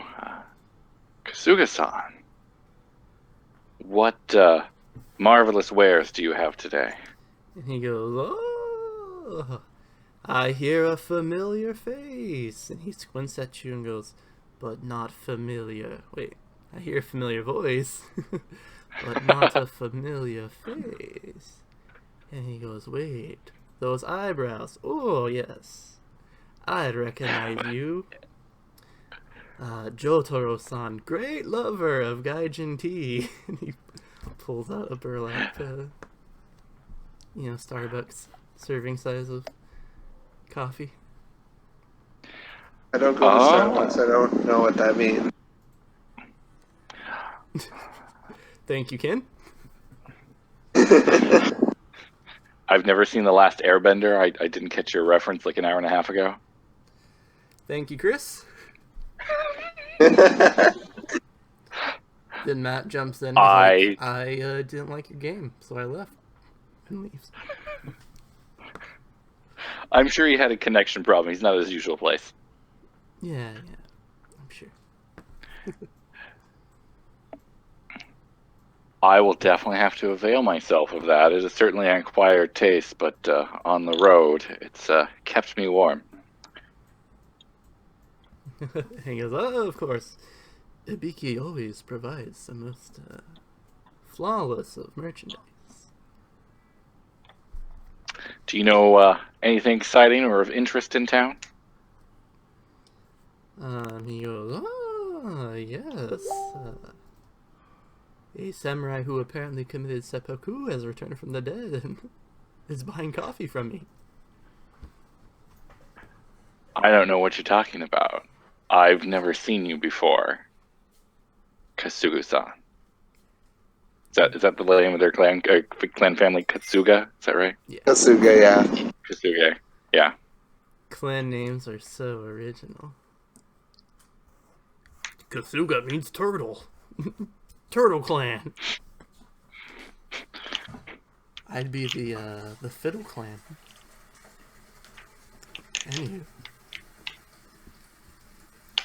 He goes, you know Zakutoshi. It goes the way it always has. Many ronin, much crime. Now just under new colors. Less Kolot. I'm happy to say. Had I spent time in this town before, knowing about that earlier might have been of use. And he bows his head and he goes, oh, it is a deep shame of mine. But I assume, since another Ibiki Kasuga has not come into town with a cart full of merchandise, that my seppuku was denied, and I am to keep on laboring at the stall. A shame it is to be denied seppuku. Indeed. I'm sure with hard work you will prove yourself. If I had any honor, I would have lost the rest of it. Oh, it is good to hear your voice. Thank you. Where have you been these last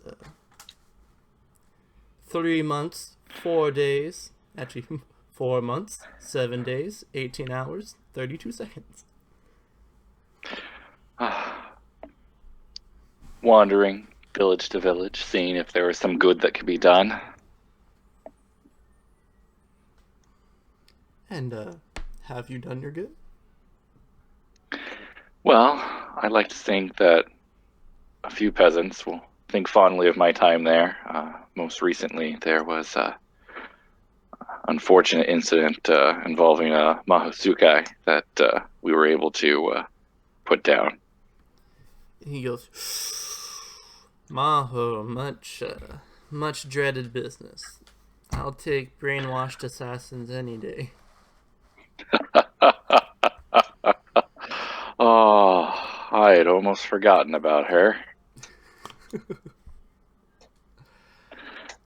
And he goes, but it is good you are helping out the peasants. They are a drastically underestimated resource to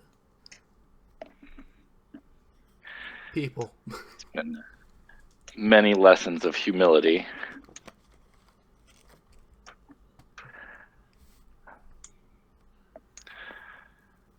Well, I do thank you for your time. If there's anything that might be of interest to me while I remain in the city, I certainly appreciate hearing it, but it sounds like there's not much to go on right now other than the things I already know about. Sounds like there's a party over at the Slippery Eel. Oh, yes. I'm afraid the New owner is not quite as colorful as the old one. Well, I think I'll gladly take that. How is uh,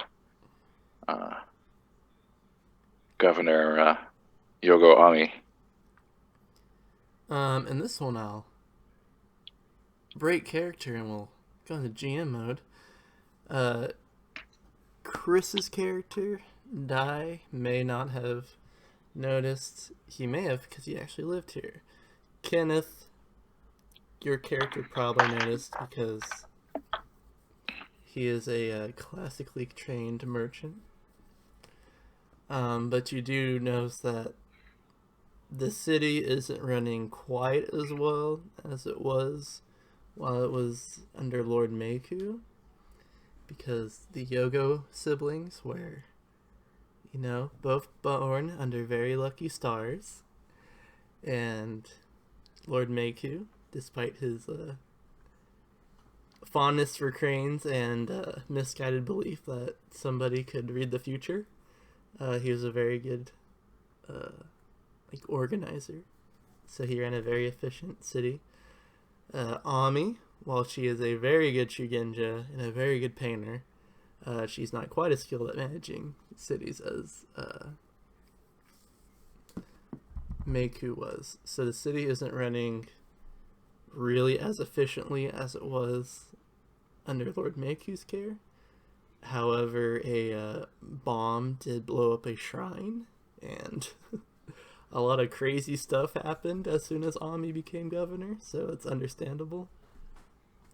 So the city's still bouncing back from that. But it's not running poorly. Post 9/11 era. Yeah. It's not running like it was 15 minutes before that shrine blew up, which was the height of Zakotoshi. I don't imagine it's running that much better with probably Tatakatsu not doing quite so much as he used to do before to help things run well. Oh, no. Chris, ask Ibiki about Tatakatsu. How about Bayushi Tadakatsu? Josro. Oh, you're right. Soshiro Tadakatsu. Oh, most dishonorable man, runs great criminal empire in the city now, brings great shame to entire empire, brings much money to the Scorpion clan. Good man.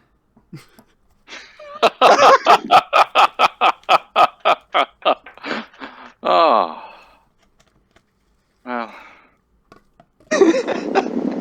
Doing well. maybe someday I will. Oh, yes? Lord Yogo is very fond of his wife, and they socialize often.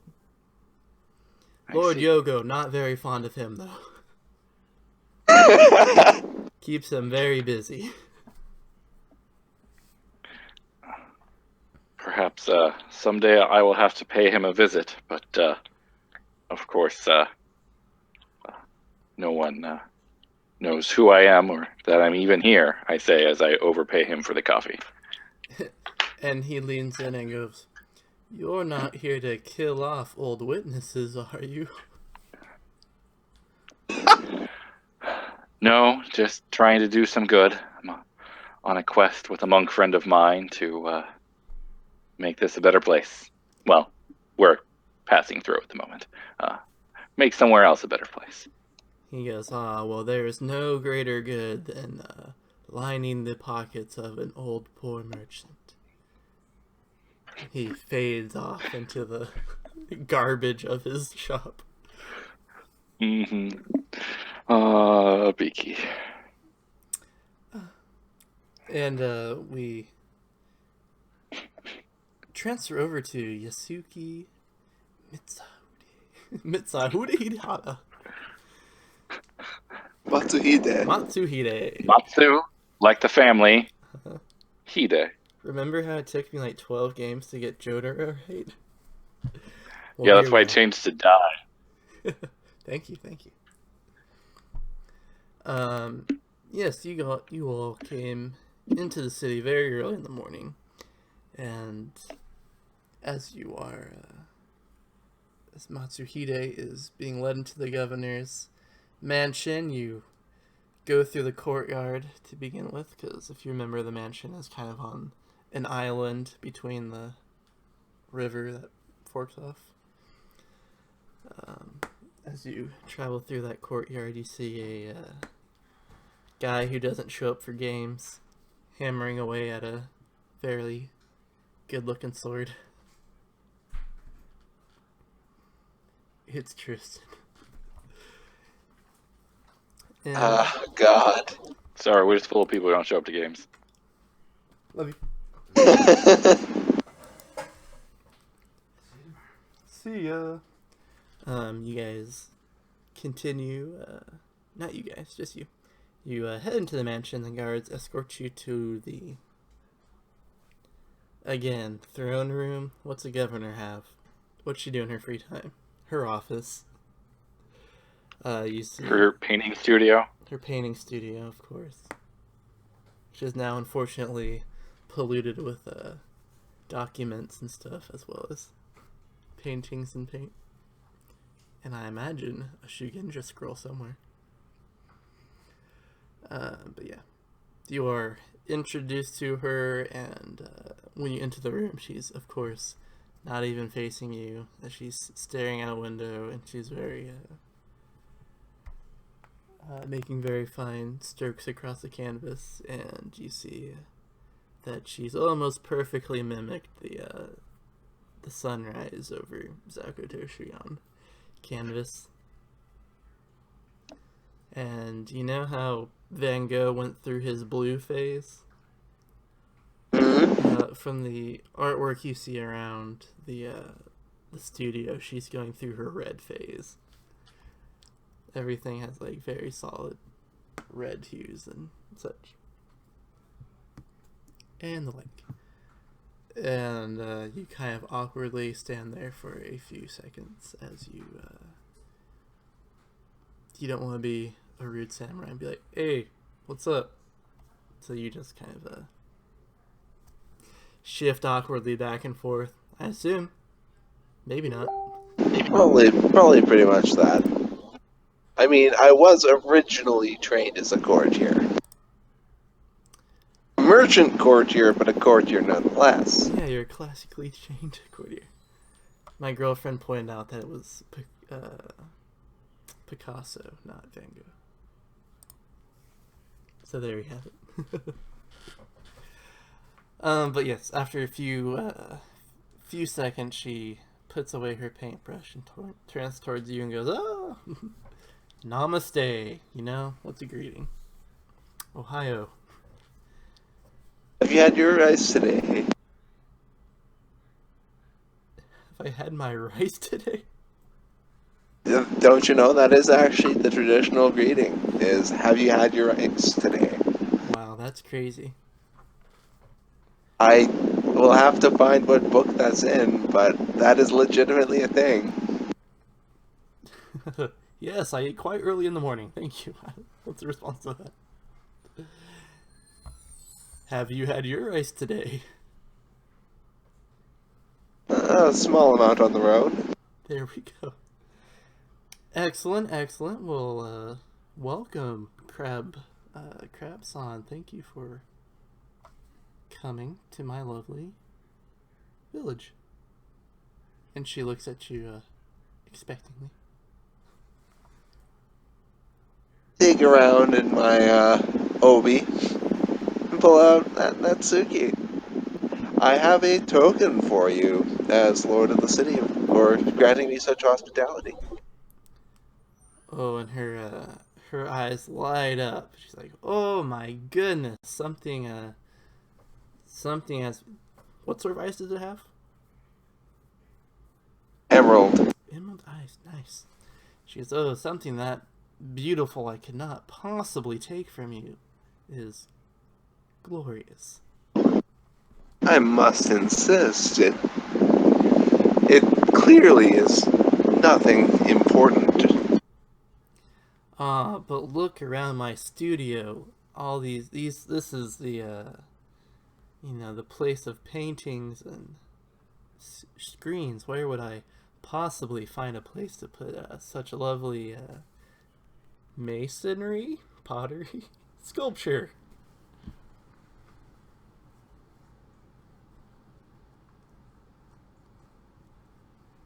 My gift is not something so important it requires display to everyone. You can simply keep it for yourself. Ah, very well. I will most humbly accept this beautiful offering. She takes it and looks at it very happily. So what is your business in Zakotoshi?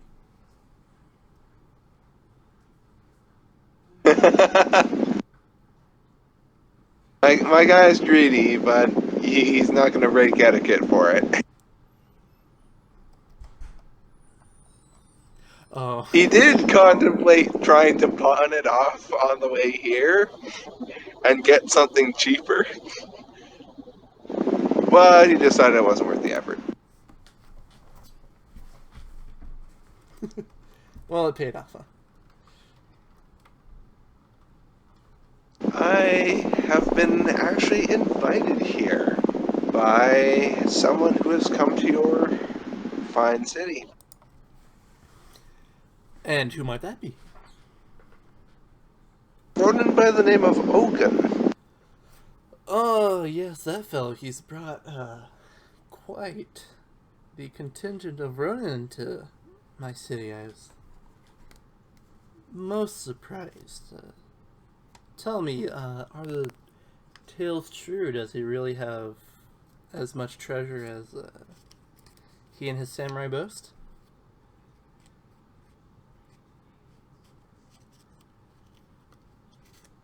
Likely more than the tales say. I was present in the Borderlands at the time. Oh, then you simply must regale me with the tale. And then you regale her with the tale. And she puts a hand on her cheek and goes, "Wow, Mahosukai, imagine. That is..." My blade felt the taste of his blood. Yes, good for your blade. Man, what adventures you have, and I am stuck here in a governor's mansion. Oh well, life is simply unfair. Thank you for regaling me with that story. I'm sure at dinner tonight, all the attending guests would be most elated to hear the your retelling of it.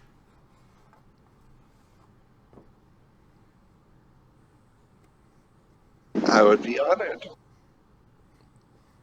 Then I will see you there. Shoots you finger pistols.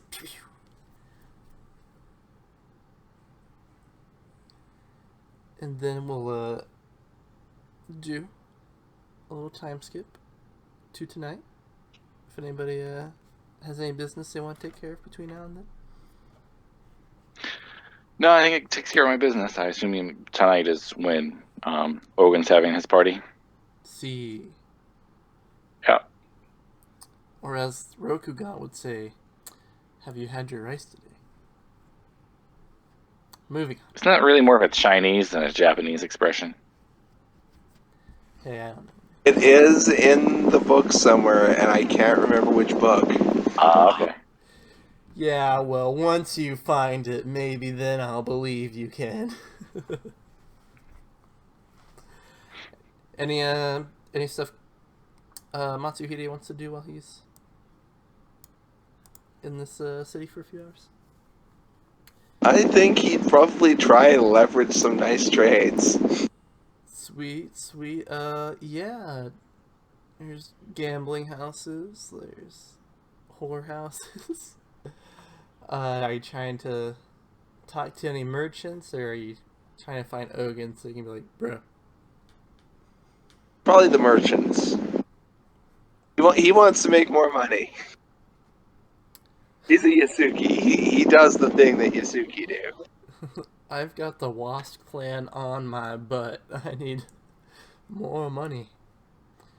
Alright, let's see. I'm kind of tempted to seek out Hostage San and see if See if I can finagle a katana out of him. Oh yeah, I forgot to in Ami's drawing room there was a katana on display that seemed only slightly lesser make than your own katana. And it was indeed a sea blade. Anywho. You know she has that. Yeah, sure, if you want to, is this money for yourself, or are you trying to get, like, a shipment of jade sent down to Clearwater or something?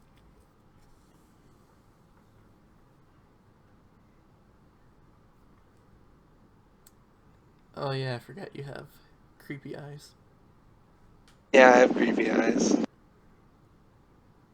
I found the reference, by the way. Emerald Empire, page 135, right column after the agriculture, mining, and craft heading. Ah, good old 135. How could I forget?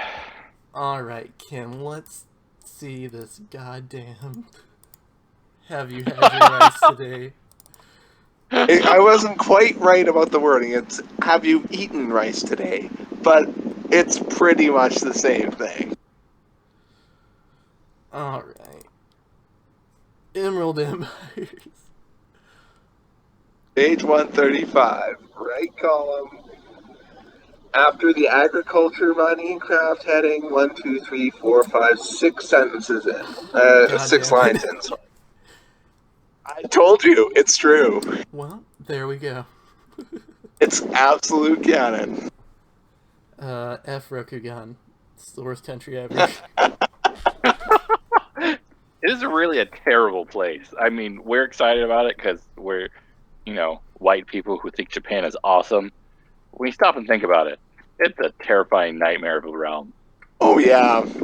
They refer to peasants as half human.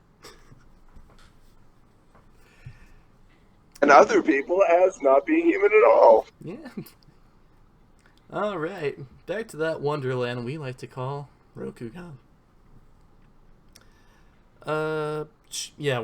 Trade that you were looking to make, was that for personal profit, or were you trying to, set something up for your clan? Only personal profit in this case, simply because of the fact that the non-personal profit's more with Ogun to deal with for this bit. Alrighty, well, you go ahead and make a commerce roll. I'm going to jump into under Void new pointed. management, and That is what I'm doing. and one of the merchants I have in this game will make an opposing roll.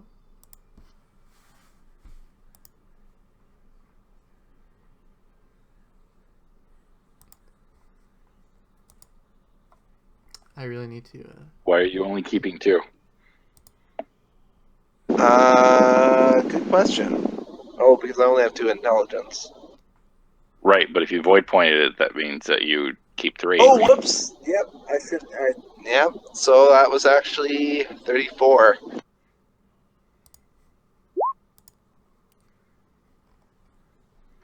my goodness.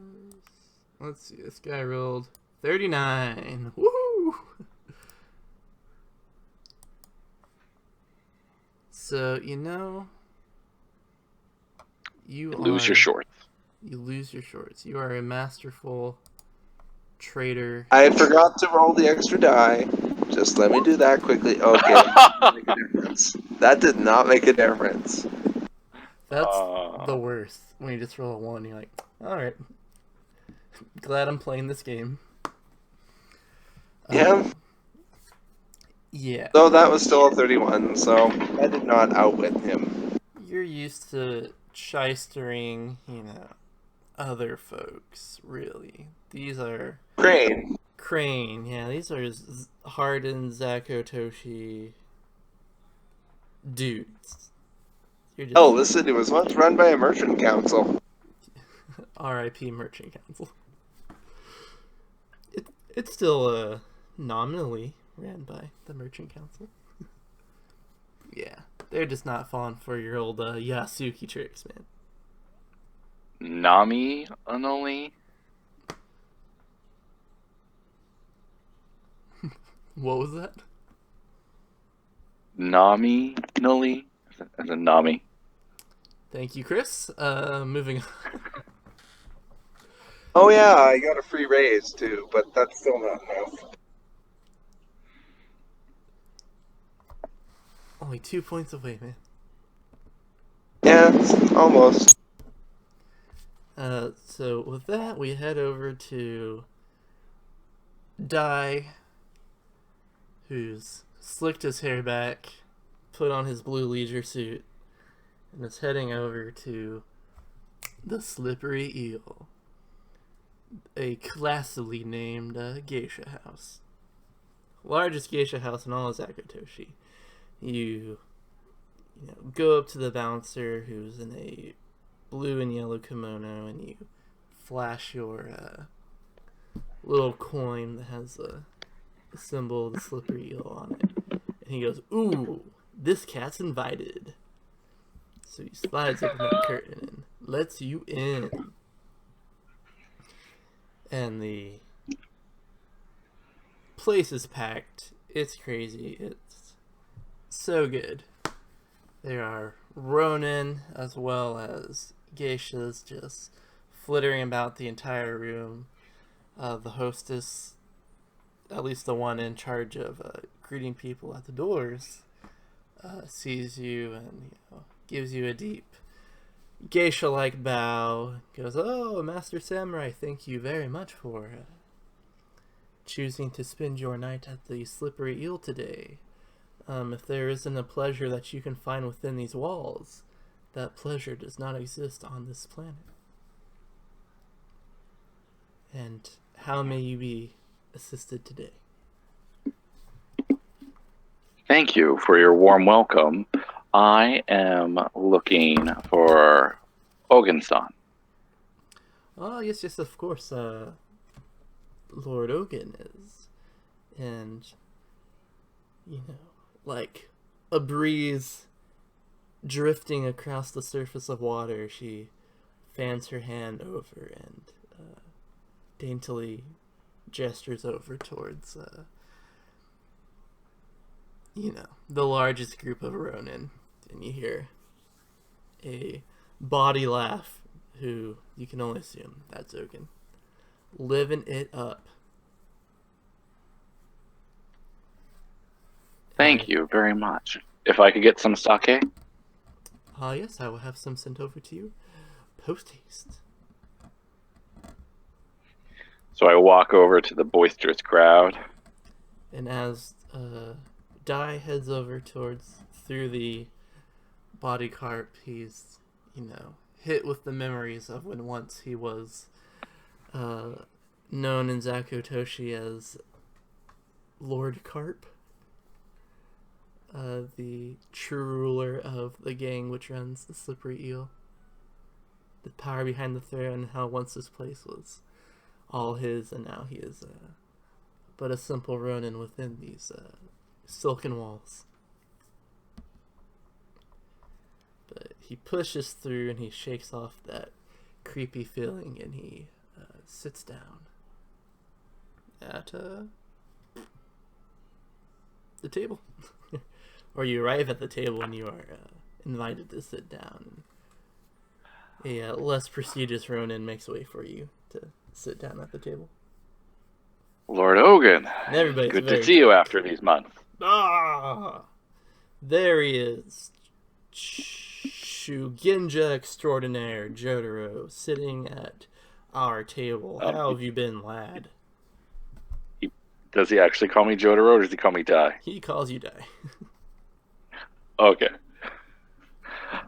It's been better after we hunted down and killed that last Mahotsukai. You should start charging for that if you're gonna make a habit of it.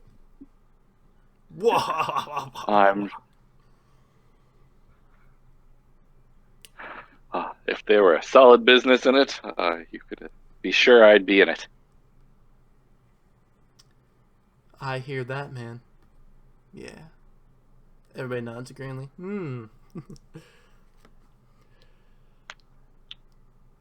And Your handling of the Boar clan while I was away dealing with the Mahotsukai was masterful. Thank you, thank you. I couldn't have done it without my main man, Sal. Points a finger towards Sal, who's, getting talked So, about. how are you feeling? He turns its head towards you and gives you a thumbs up and turns his attention back towards the geisha.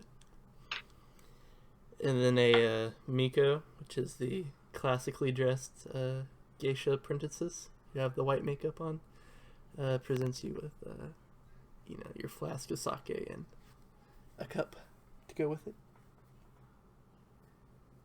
I bow slightly. Thank you. She bows Give her her the way once out over. of the circle. So, you certainly chose an expensive place to invite all of your friends to. How much of the door charge are they funneling back your way? He laughs at that. He goes, "None. They are most greedy." Oh, you were getting ripped off, my friend. And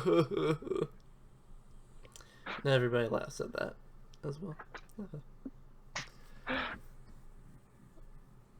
So tell me, young man, very young man, child, almost. I glare at him as menacingly as a child who's like 16 can. Is this your first time in a geisha house? It is not. My bluster kind of fades for a moment there as I think about previous occasions. You are certainly a prodigious youth, and always.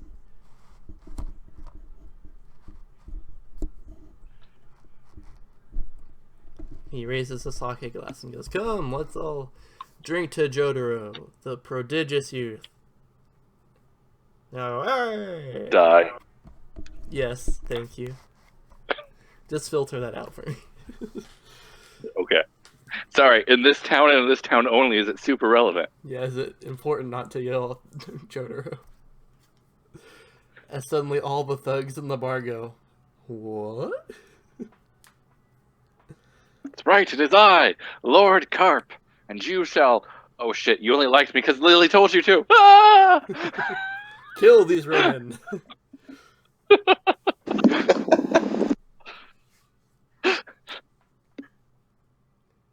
And, everybody gets a little saucy.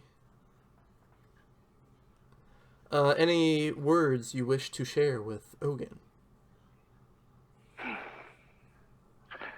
So, Ogun, what is next for you? What greatness lies in front of you? I, of course, head towards Toshi Rambo to return the Empress's great riches back to her.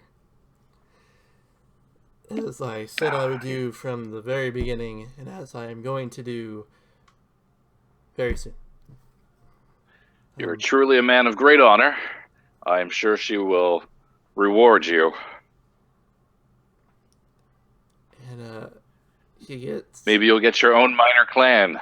He gets almost inappropriately close towards you and goes, "That's the idea." And then, very slowly goes back away from me. He goes, Boy, isn't he presumptuous? He's very soft. We're drunk. Yes, his behavior is most excusable. And after after the short meal, the room goes hushed as 3 scorpion samurai enter the establishment, fully armored and fully armed. And their dark eyes glance around the room for a few moments, and they have a word with the hostess. I keep my hands on the table away from my sword. Excellent, excellent. And the hostess points over towards your table, and they nod, and they head over towards the table, and all 3 bow slightly towards the table and they say, Ogun? And Ogun's like, yeah. And they announce that he is formally invited to Lord Yogo's dinner, which is taking place right now. Let's go. And everybody, the atmosphere grows pretty tense, and he goes, okay. He begins to gather up his things and, reaches into a fold of his kimono and, throws his hand into the air, and Koku go raining down on your table, and he goes, drink up! As, he goes stumbling after these, scorpion guards. And then one of the guards stays behind for a second. He stares at Jotaro, and he... You saw how full the mask was that I always wore, right? Oh, yeah. Oh, in that case, he's like, walks away. Have a good day. He stares at you, and then he blushes a little and walks away.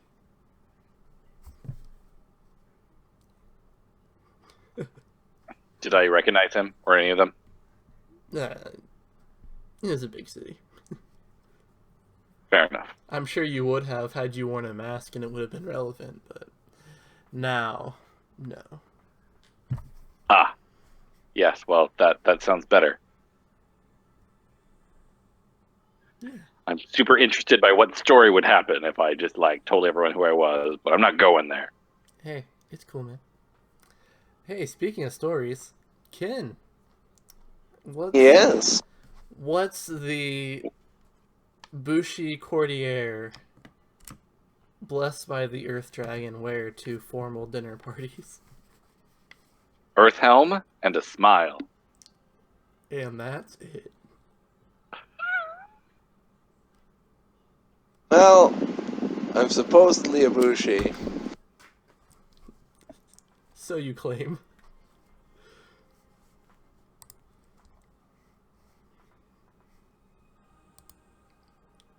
So let me think here. Whether I'd wear proper Bushi stuff or courtier it up. I'm a crab. They'd understand. Mm-hmm. If only you were a spider, you could just go in fully armored up.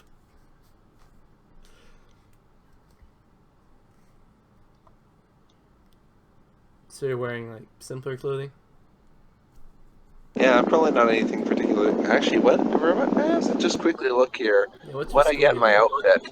I might actually have a fairly nice kimono. I legitimately don't remember what the actual... I normally don't bother taking note of what sort of clothing I have. I just Because know it's usually always one thing. It's usually always sturdy clothing if you're a bushi and a nice kimono if you're a courtier. that Bayushi courtiers get an extravagant Traditional kimono. clothing. Indeed. So I guess I'll wear my kimono. Sweet. The traditional one. Yes, the traditional clothing. It's not anything extravagant like Tadamori would have worn, but not Tadamori, Tadakatsu. To have the Yusukimon on it. Yes, it does. Awesome. Before we go any further, I have to pee. So let's take a short break. I will get a glass of water then. I peed during one of Ken's scenes. I'm kidding, right?